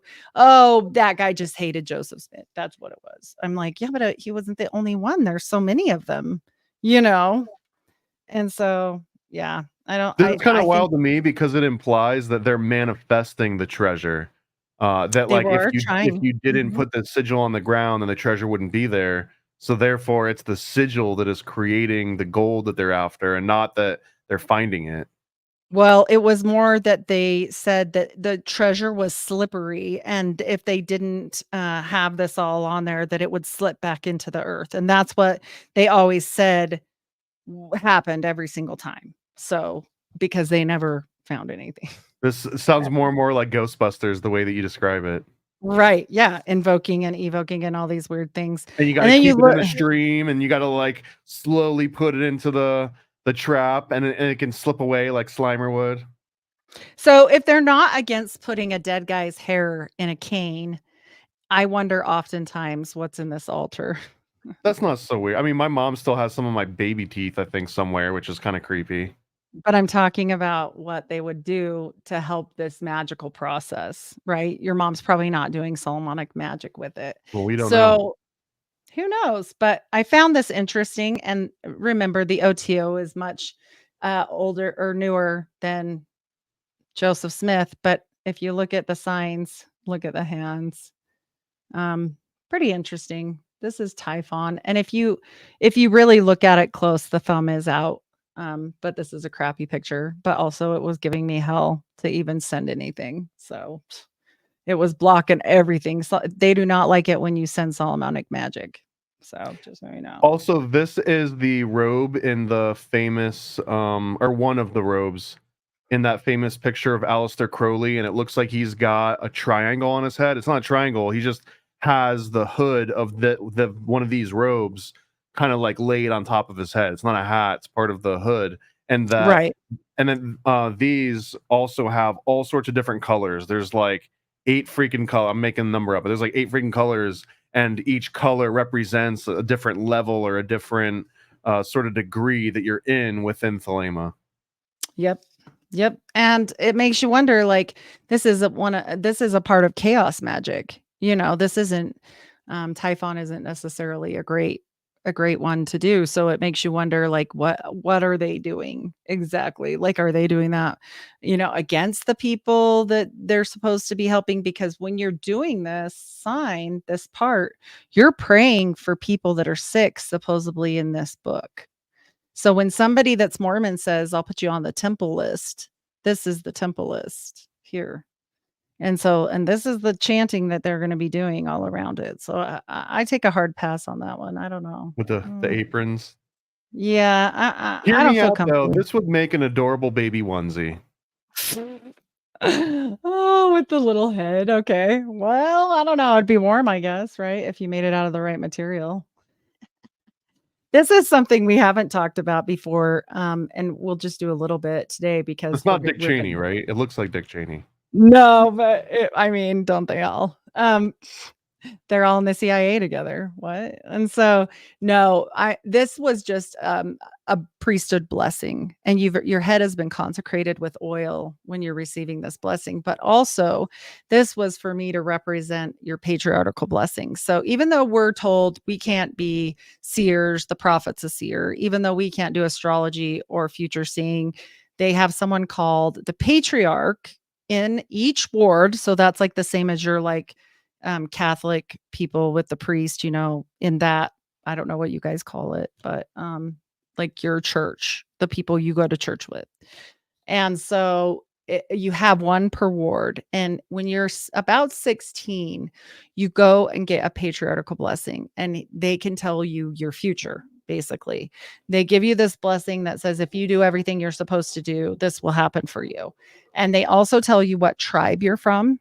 So like if you're from the tribe of Ephraim or from the tribe of I'm from the tribe of Ephraim. So it's a whole thing. The Catholics have their own names for all this. So in Catholicism, exactly the same as you described it, but the smallest level would be your parish full of parishioners. You would be a parishioner in a parish. And then once you go outside the parish, it's the diocese. And then outside the diocese is the archdiocese. And then I think it goes national at some point. And each of them, it's almost like politicians too, where you've got the pastor in front of the parishioners, and then you go up to like a bishop and then a cardinal, and each of them reflects what type of range they have geographic control over. Okay, yeah, so very similar. And you can kind of see like the bishop would be like your probably priest, and then this guy is like a seer. He's like a prophet. He's called the patriarch, and this is all he does. And the first Gross. patriarch to do these blessings was Joseph Smith's dad, and so very interesting. Yeah, give your dad a job, right? See, I just have to say that like Joe Biden missed his calling. He could have just been rubbing little kids' heads all day Yeah, and like gotten paid for it and been respected for it, and people wouldn't be making fun of him. exactly. Yeah, he could have done that. It would have been way better unless he started sniffing. But Oh, are you no sniff policy and during I these mean, sessions?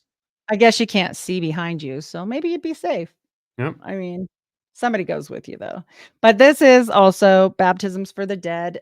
Another little part of this makes you wonder, like, okay, you're taking upon yourself. You're not just baptizing and saying, okay, that was for you, Jesse. No, you are saying, I am your proxy. Jesse Smith is me today. I am this person. And so when you're doing this starts out pretty young. And once again, we get back into necromancy. And are we possibly bringing all your dead relatives and locking their souls here?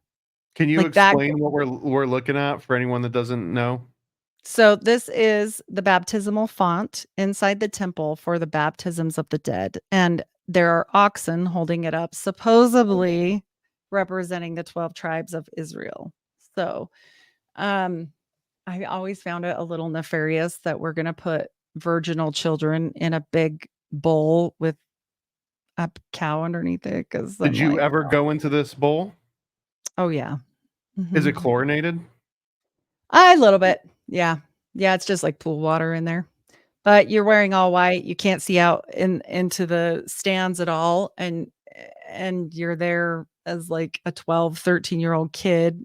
I mean, it was pretty embarrassing. Even my husband said the same thing, that it made him pretty uncomfortable. You're there with all the other boys and girls for your age group, Can you do and you're like a all wet. cannonball? Yeah, No, no, that would be definitely so not. awesome.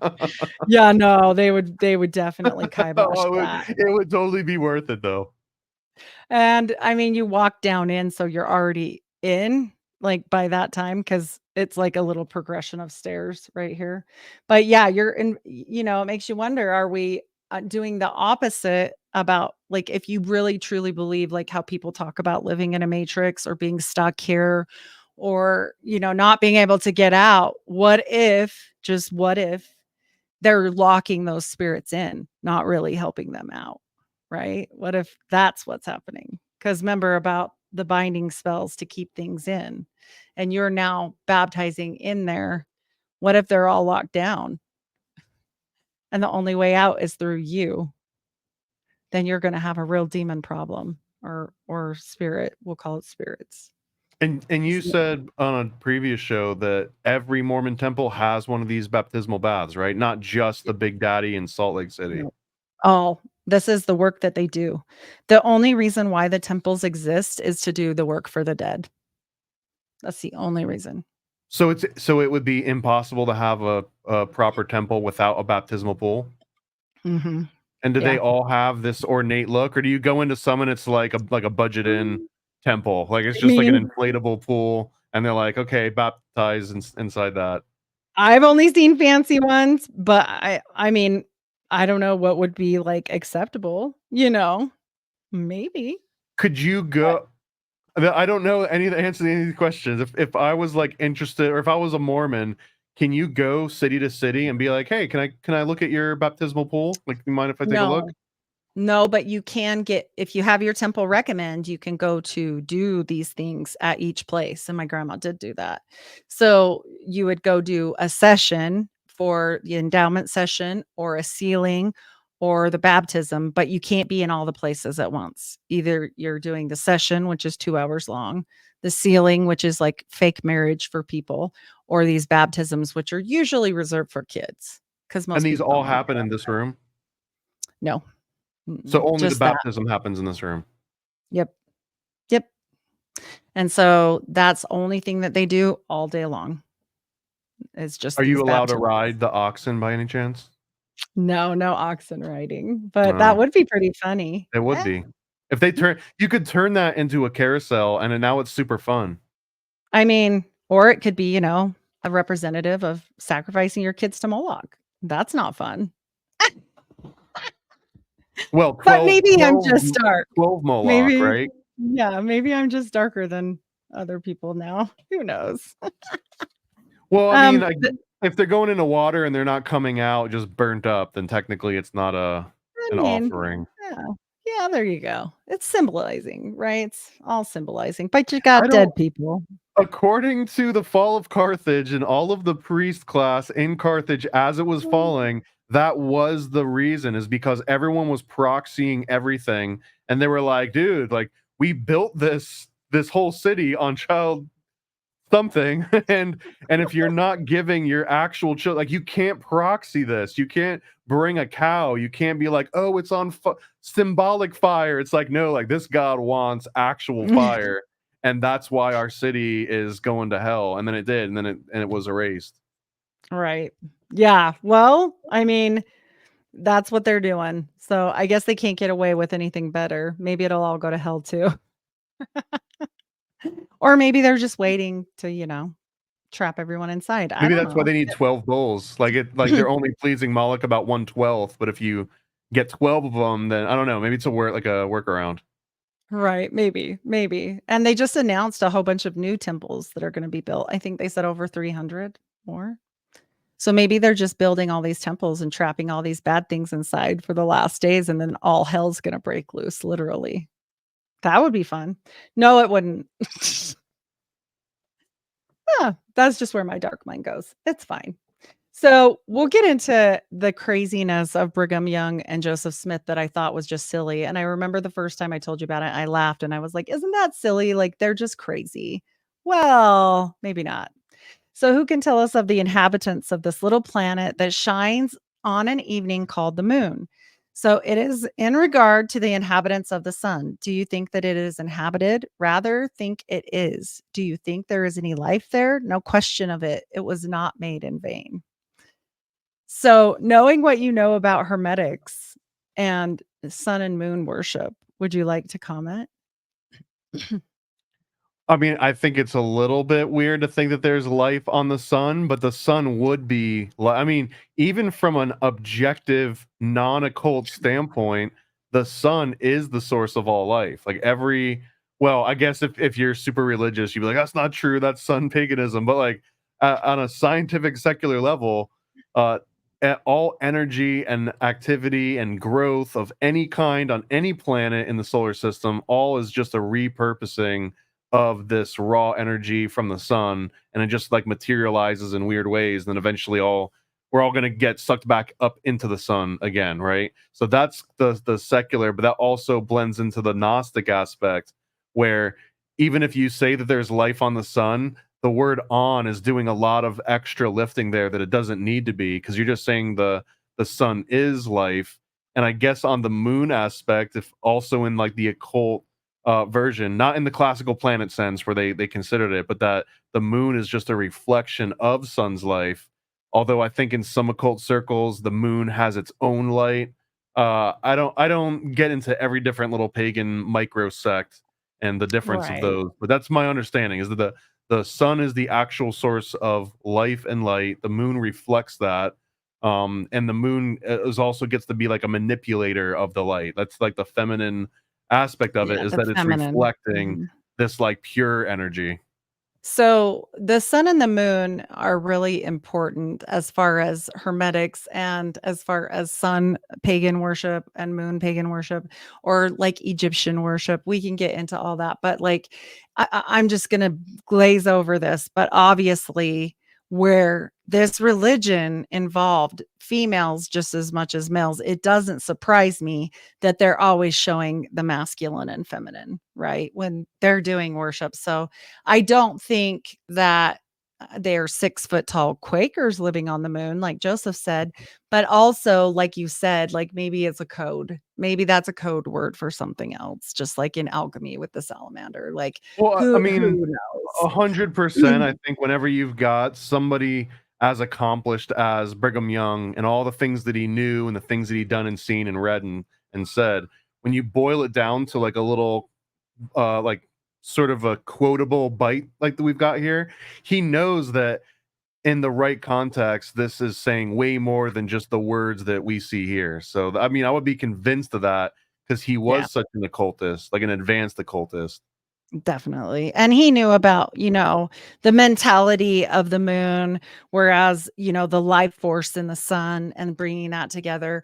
And I definitely think that's why there is a definite 1 to 2% of Mormonism that probably still practices some Crowleyism type stuff. Like, not that he invented it, but we just all know that name, right? Some sex magic type rituals, because there's no way with all of the things that they say. And like you said, he knew exactly what he was talking about. And then this leads us to a really weird, obscure situation with Joseph Smith. Did you know that Joseph Smith bought mummies from a traveling salesman? That sounds right. I didn't know that, no, but it like that doesn't shock me at all. It seems like the kind of thing that he would do.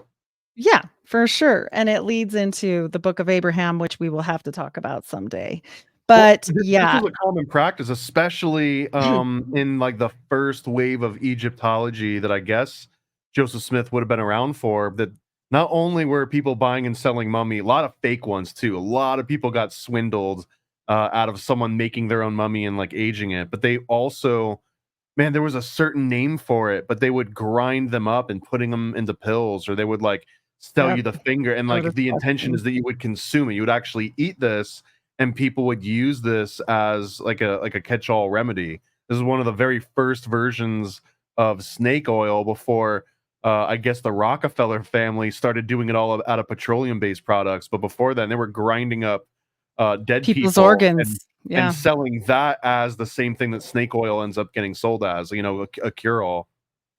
It's pretty gross. And on top of it, I think this is how the plague happened. Like, not just the plague, but like multiple other diseases, right? This is not a safe practice for sure. But yes, you are correct. And Joseph purchased these mummies and papyrus from a traveling exhibitor in Kirkland, Ohio in 1835. And he said they contained the records of ancient patriarchs Abraham and Joseph, but actually they were just these scrolls that they bury with dead people. And this became a huge problem for the church later. When we do a show about the Book of Abraham, we'll go into it, because I remember looking at this when I was young and thinking, this is the only good part about church. Like, I'd flip open to these dumb pages and I'm like, yeah, this looks pretty cool. Like, but there's a whole thing about these Book of Abraham situation. And there's actually people that have broken it down in a different way, saying about enlightenment and all this stuff. But honestly, these have been proven that they're dead people writings, like, that get buried with people that die. So, yeah, it's been a problem for the church, but they can't let it go. This was my favorite one. I was like, oh, he's gonna kill him. But during church, the only good part of church, I was like, huh, creepy. But yeah, so they made this I a lucked whole out because we got to see people eating blood and body of on every single mass that I ever went to. Yeah, there you go. We got bread and water. Wasn't quite as thrilling. So, but nevertheless, this is what they really look like. Your proxies. That's going to be the end of you. Mormons and proxies, you know it. And then this is the last picture that I had about, witchy stuff. And that is that Joseph Smith and a couple other of his buddies went to Salem, and they made this weird, all of a sudden trip in the midst of translating the Book of Mormon and everything. And he's like, there's treasure there. We got to go there. So they go there, and then they end up not finding, of course, any treasure. But they did learn a lot about witches and what got them killed. And the church says, well, it's really not that odd when you look at it, because they used it as learning to be more accepting and not have this happen again. BS. He learned exactly what not to say and do to get ever in trouble. That's what I think he was doing. So I put this. And that's where all the code words come from. This is when you start talking about salamanders and stuff. Yes, exactly. And this I put in here. I'm sure there's some witchy thing that it's supposed to be, but I don't know for sure, but it's pretty funny. They do this. Hosanna, Hosanna, Hosanna to God and the Lamb. I can't watch it for 5 minutes or whatever this is, but this is something that they do at the dedication ceremonies, and they all do it. Who's Hosanna? No, this is the Hosanna shout. They just are shouting Hosanna, but they're But dedicating who a the hell is temple. Hosanna? You tell me who Hosanna is. To God and the Lamb. I think it just means pray, but it's weird. That would be weird to just go and just start saying pray, pray. Like the word isn't the prayer. It's kind Praise. of weird. It's supposed to be an expression of adoration, praise, or joy. Okay. So it made me laugh so bad because all I could think of is if I've seen anything weird with Mormons, this is one. I had to put it in here because it made me laugh so bad when I seen it, and I was like, "This is crazy." It They're definitely crazy. has come up in psalms that I've heard in church. Some of the most annoying ones, actually. Well, it definitely made me giggle, and I'm sure there's a more nefarious situation that I could find, but I thought we'd end on a high note of the silly Hosanna hankies because it did make me giggle, and I thought you might giggle too. I want to see if I've got any other. Okay, I do have a couple other Harry Potter Mormon Yes. observations, and maybe you can answer. And some of the first of all, not Mormon related. Do you remember the vibrating broom toys that came out when Harry Potter first came out? Do you remember this? It was a That pretty went big around your controversy. house? Yeah, that went around your house or no? No. So the whole premise was that it was like a plastic broom, and you would activate it, and you're like in a Quidditch match, and it would play Oh. sounds and stuff, but it would vibrate like you were flying it. But someone started posting on the internet. It was like, "Are you selling vibrators to children?" And and they had to recall all of them because once someone asked that question, it was like the answer was kind of well, technically, yeah, I guess we are. So they took, and I think Yeah. that they ended up being, if you've got a vibrating Harry Potter wand, it might be worth a little bit of money right now. So Wow.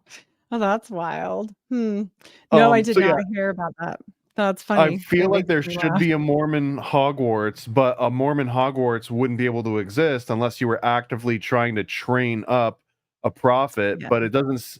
Is there like a prophet school? Like, can you go down a certain? Do you have to just join Skull and Bones, and Yes. that's your fast No, track? it's the CIA. I think it Well, maybe the same NSA, difference. the FBI. Yeah, we have 6 of those buildings in Utah that are all different. We have the NSA, the FBI, the CIA, the IRS, a Hill Air Force Base, and I'm probably missing one. But yeah, I'm sure So those are the Hogwarts is training. Yale then. You go to Yale, and then if you're Harry Potter, you get tapped into the Skull and Bones, and then Well, eventually you get to become a prophet. the University of Utah has their own Skull and Bones that was set up by actual Yale members, and actually those people were certified to set it up, even though they didn't sanction it. Oh, So so yeah. did the current prophet that's Skull and Bones, did he go through Yale, or did he go through the Mormon version of Yale? No, he went through the Mormon version that was set up by the actual people from Yale. So, I Okay, I didn't know mean, that. yeah. I wonder And if the Yale socialites consider the Mormon Skull and Bones to be their equals, or if they're like, so we gave that to I them. They can pretend like they're Skull and Bones. I talked to Mark, and Mark highly shout out Mark. He highly doubts it. He highly doubts that they give them cred now, but when it was Right. done, they gave them cred then because they were the people actually left there and came here to live and set it up, and they like made sure. And so, I mean, what happened to it after that? Who even knows? Because like I said, we can't even drink wine. So maybe they're like those schmucks. Who knows? So Okay, so here's some Mormon questions for you that were inspired by watching Harry Potter, the first movie. Are there Mormon monsters? Are there demons and Leviathan and Book of Revelations and the Scarlet Woman? Like, are those literally interpreted through Mormonism? Like, do you have a Leviathan? they do use the Bible in as much as it is translated correctly, but they do not focus on any demons. They don't want your mind. They will even say to you, don't even talk about it. Don't even say that. Don't even say that word. Like, they're really weirdly paranoid about magic, but you can watch Harry Potter. What about like exorcisms? Is there any correlation with an exorcism within Mormons? So you Never. can't be Because, possessed by a dark entity in Mormonism? well, my argument is they probably are fully possessed by multiple things and they don't want them out of there, but there is no type of any help for that whatsoever. You just didn't pray hard enough. You didn't do it right. So This one might be more of a Harry Potter question than a Mormon question. I don't know. Do you think Hogwarts had like teen pregnancies or like a sex ed class? Mormons do. They really have a lot of them. In fact, they have so many that they own their own adoption type situation, and they're always the hardest ones. And they made the laws in Utah so like specific on adoption that they can be one of the few states where you can have the baby and sign it over, boom, within an hour. Like, and so people fly in here all the time to do specifically that. But no, I don't know. I don't know though, because, well, it would be cool if they had a teenage pregnancy with the kid that died, right? In the Quidditch match. Cool's an interesting word to use there. If you're in a Mormon temple and you're looking around to your left and your right, and you don't know what houses or cars people are driving or like going back to, how can you tell like who's the upper class and the middle class Mormons? Are there like certain brands or like, because I guess in a Catholic church, you would notice they're just blinged out in gold and they've got like, Ferragamo shoes on. Like, it is part of church growing up, from my interpretation, was like, let's flex a little bit. Let's show off a little bit of like this fancy stuff that I got only on Sundays, which ironically is supposed to be when you're kind of humbling yourself, but people rarely do that. But I would just want, are there like telltale signs? Handbags for sure, shoes for sure, suits, they all wear suits, so it's got to be the nicest suit. But I will say this, where you guys have like your parish is for a pretty wide area and you've got like one. We have, I mean, so many. We have a church on every corner. So if you're in the rich people area, you're going to be with rich people church. Yeah, you're not going to be going to church with the slums down the street. That was an interesting dynamic. Yeah, that like in the whole city there would be like the one Catholic parish until more spring up. But yeah, you've got every different type of class going to this one place, and you could see the crazy differences between all the classes. And the reason I was thinking is like in Mormonism, there's almost a dress code, right? So it makes it seem like it would be a little bit harder than it would be in other religions where there's not as much of a dress code. Well, I mean, you just have to wear a shirt and a tie, but I will say for the men, you have to wear a white shirt because that's representative of your priesthood calling. Unless you're not a priesthood holder, then you can wear whatever you want, but they really do want you to wear a white shirt. You can wear whatever tie you want. So usually it's going to be fancy shoes and fancy handbags, or for girls, dresses, but they have to be modest. I mean, obviously. But I mean, it only has to be to the knee. So it's really not that bad. Like, you can find cute stuff. I mean, but you wouldn't want like a stage 5 clinger dress to go. No, they will look at you like going straight to hell with that one. If you're I guess you're not allowed to drink coffee still, right? Or are you allowed to now? It's hard to keep track of. Well, they say do what makes you happy, but they will never have any kind of refreshments, and you're not allowed to have any snacks or anything into the main part where they're doing the sacrament. Okay, but on the way there, like if you wanted to stop at a Starbucks, you'd be okay. So, and like if you drank and you didn't bring it in a temple. So if you're a guy and you have to wear a white shirt, and on the way to temple, you stop off at Starbucks and you get, I guess, a quad long shot grande in a venti cup with a half double cup, no sleeve, salted caramel, mocha latte with 2 pumps of vanilla. Got a difficult girlfriend. So you go through all this and then you spill some on your white shirt. Are you going back home and not going to temple? Or do you show up to temple and risk looking like you just spilled your no sleeve salted caramel? You're mocha going latte home. With 2 pumps? You're going home. No way. You're not going in there like that unless you got a kid that puked on you. You're not. No. And the other thing I wanted to mention, the way they segregate us and keep us kind of in our lane, so to speak, right? With these parishes, like we'll say it like that. Ours are called wards, and that makes me laugh because wards. Like a Anyway, warden, sick people. warden of the ward. Sick people getting locked down. Yeah. Okay. So I'm a nurse, so my brain went there. But I will say this, they built their own. So all the prophets and these people that are important all wanted to live by each other. They're wanting to go and be by one another. So early in, I think it was 1940s when this happened, they built their own housing development where the rich people live. You want to take a guess at what they named it? Brigham something, Smith something, Moroni Ma- something. Mount Olympus, because it's where the Oh, gods live. fair point. So pretty funny. I do think it's also funny that they like to call their god Elohim, but that's a that's a title. Like the B'nai Elohim is like a whole bunch of people and not just one person. So I found that also interesting. They've got a lot of interesting things. They also believe in a heavenly mother. But we do not speak of her. We do not know her name, and we are never allowed to talk about her. But I found quite a few. I'm going to be doing a show on that one very soon, this Thursday. And I find it interesting. I really, truly believe Mormons are pretty much misled, and they're probably worshiping gods with a plural. And you can do whatever you want. Just stop lying to people, man. Like, do what you want, whatever, you know?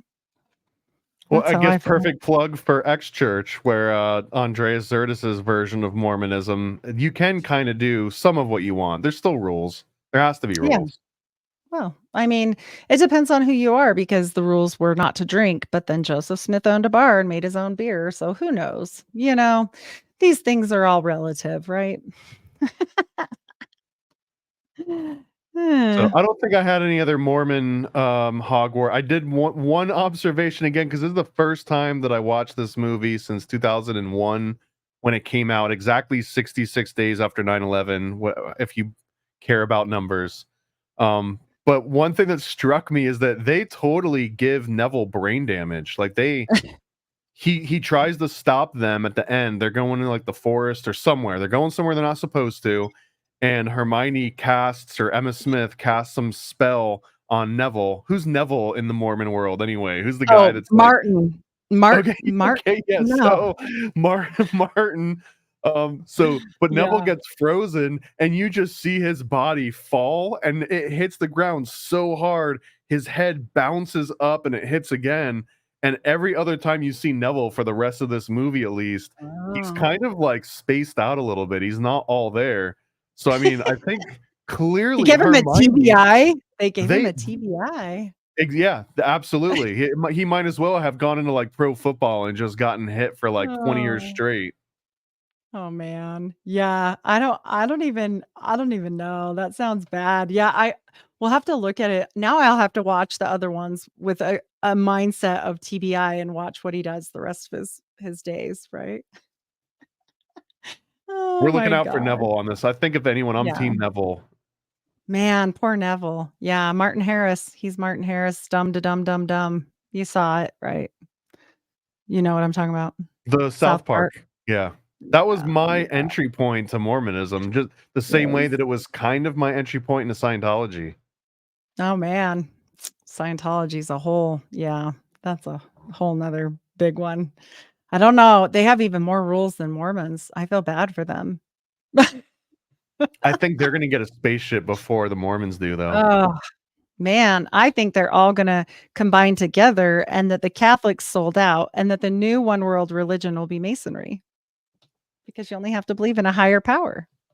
I'm not going to argue against it. If anything, it seems like it would improve the world, because I there's a mean, direct correlation with the free fall of Masonic membership and the free fall of society. I mean, I don't know. yeah. Take a step back and just look.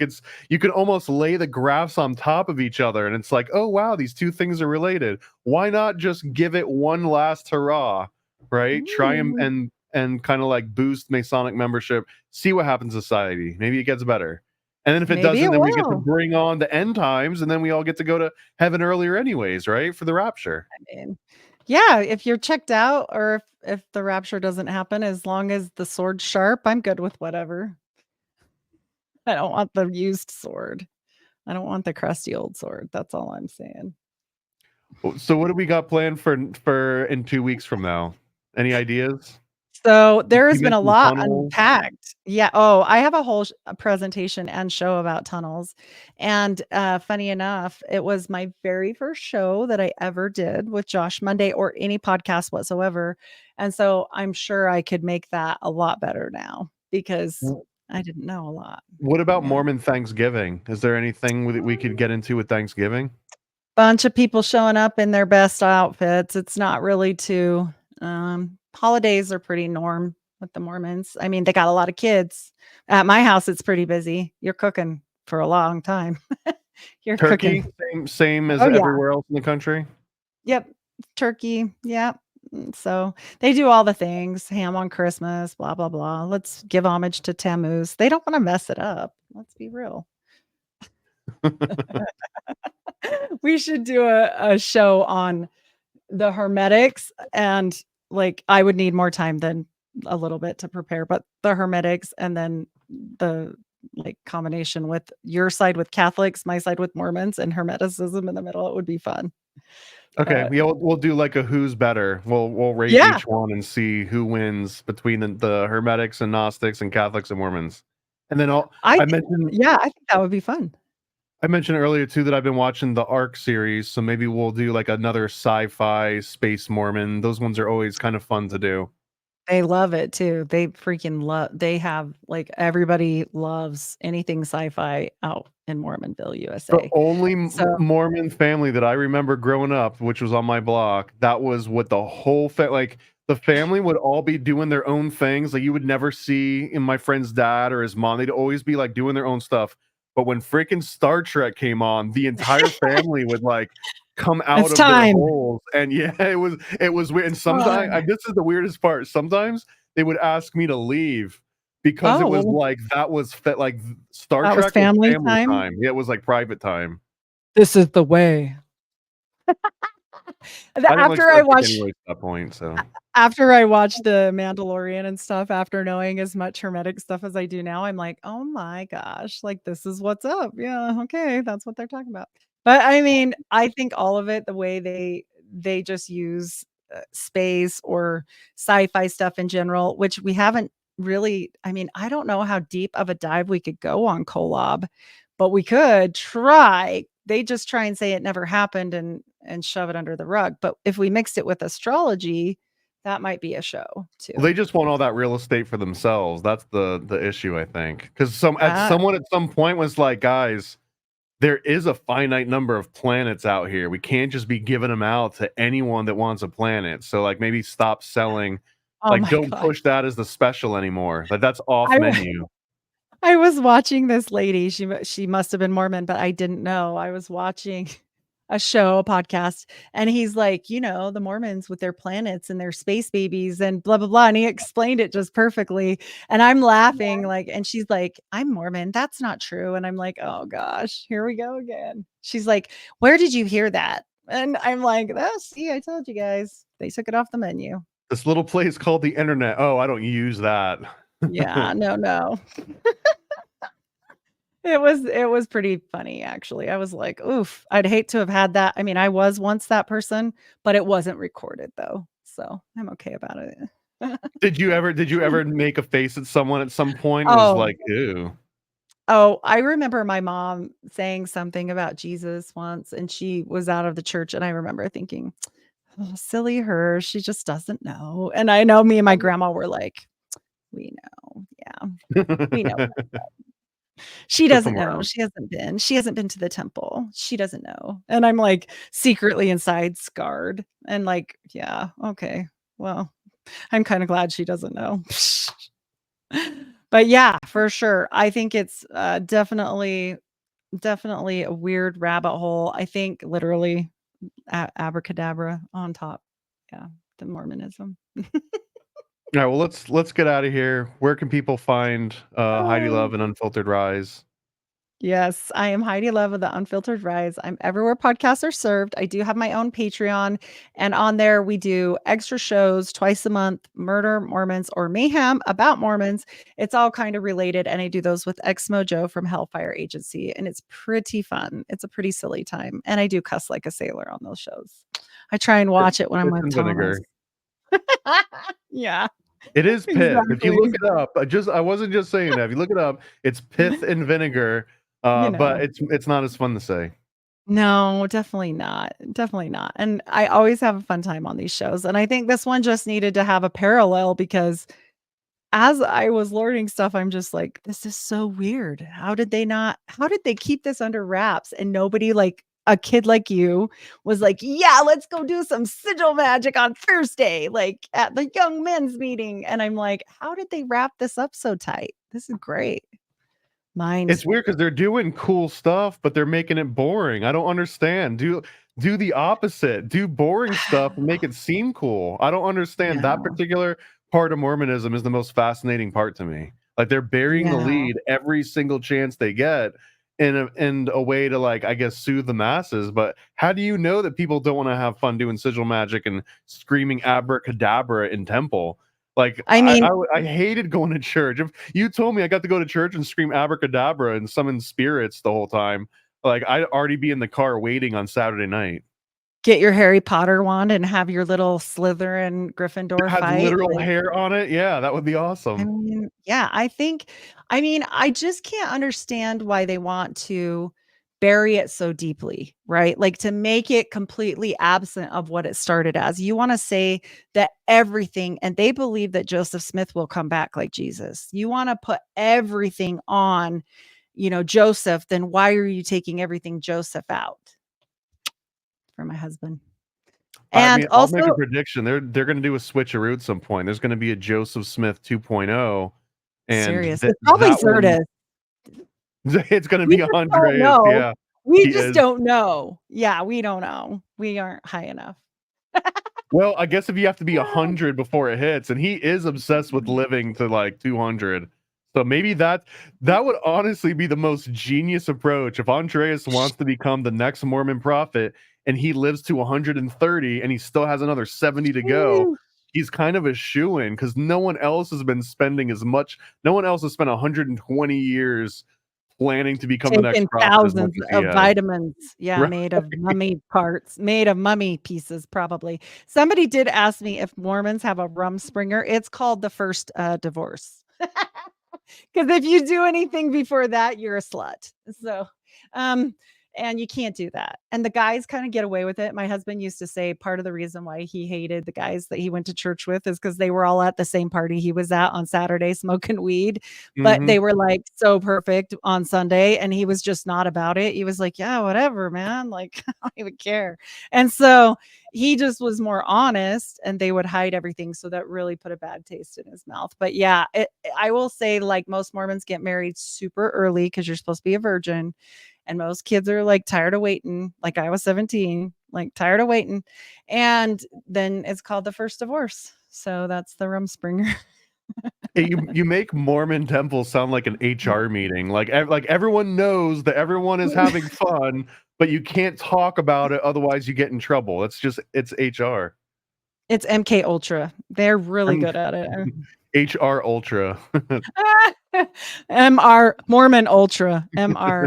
MR Ultra, because I'm telling you guys, like, I remember thinking the same thing of the girl that was over our young women's, and same thing as my husband. I was like, that girl is a hoe. I know she's a hoe, and sure enough, if she didn't get pregnant within 3 months, and I was like, I said what I said. Like, I'm just saying, like, no judgment or anything, but why is she in the position? And it just always makes you wonder what's behind the scenes. But as I've gotten older, money magic would be a really good one. It wouldn't let me send my stupid sigil didn't come through on Mammon. And that pisses me off because I'll show it to you when we do a money magic show, but they're no dummies. I'll tell you this much. They're no dummies. I think that's an awesome theme. Mormon money magic. I'm already interested in that. I got a show for you on that one. So I'm actually glad it didn't go through. I don't know how I'm going to get it on my computer. Maybe I'll send it to you. I don't Okay, even yeah, know. I'll do it. I don't care. I'll do the whole ceremony. Well, I can't get it to come through. The Gmail block. I send it to myself to get it on the computer, and Gmail blocked like half of my slides. So I've spent all morning yelling at the computer, but that doesn't work. So. Well, next time I'll do a proper sigil. I'll do it in blood and everything. Oh, they do use blood, actually. Mormons? Solomonic Magick. Oh, If okay. it's high up enough, I wouldn't doubt it, because they were talking about in Solomonic Magick. The guys I was listening to are current practitioners, and they were talking about doing it humanely and taking your cat to the vet and having the vet, get the blood safely and carefully. So there's that weirdness. Future episode on cat blood and money magic. Yeah, blood magic and money magic, but those might need their own shows, but definitely money magic. Yeah. All right. Well, the things that I got going on is I don't know how well this is going to go. I'm going to try my absolute hardest. This is going to be brand new experience for me, but me and Donut are going to be doing a live show every single day for the next 5 weeks straight. And I'm already I broke a sweat just saying that out loud, because it's not nothing to do that. But yeah, every single night starting tonight at 11 p.m. Eastern, we're going to be going live for at least in order to drum up some more interest in the Illuminati comic that we've got dropping in 1 week from today. So on 11, this is a mouthful, on 11/11 at 11:11 a.m. we're going to launch the Illuminati comic, and the important thing is to get everyone backing it in like that first 15 minutes when it drops, because that's what tells the algorithm that, hey, pay attention to this and not whatever stupid corpo crap that they're pushing. So that's going to be the big thing. So if you want to come and hang out with me and Donut live every single night at 11 p.m. Eastern, we'll be on one of the platforms, his or mine or Twitter or YouTube or something. So do you guys have what you're gonna talk about, or is it just gonna be we do. We've got a whole spreadsheet of so tonight is probably going to be a little bit of a casual free for all. We're going to have to talk about the squirrel. That's like the big thing in the news. But yeah, it'll be a nightly sort of Illuminati news show. Each one will be themed, and we're also going to be doing, if Juan can handle it, and I know he's not listening, he doesn't listen to any of my shows, but if Juan can handle it, we're also supposed to be doing a weekly occult book club. And starting next week, we're going to do The History of Magick by Eliphas Levi. And that one is one of the original books that mentions the Bavarian Illuminati in these kind of occult, mystical term, like a non-historical, non-political term. So every book, we'll be doing the occult book club every week, and every one of those will be somehow related to the Bavarian Illuminati. Wow, that actually sounds awesome. So it's going to be awesome. Yeah. And I've got a little commercial, so I'll play it as we go out here. So it was awesome talking to you again, Heidi. This is a nice long one. I had fun. It whips by as it always does. So I'm looking forward. Thank you. 2 weeks, we'll do another one. Awesome. Money magic coming your guys' way.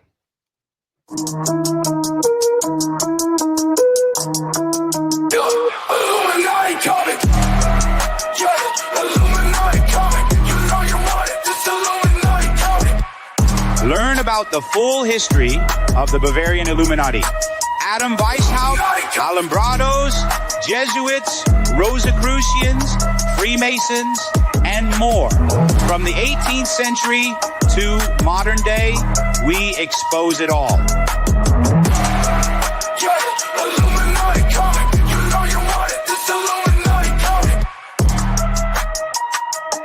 That's right, it's the Illuminati comic from Donut and Paranoid American.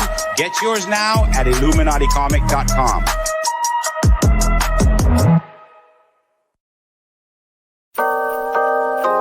Paranoid.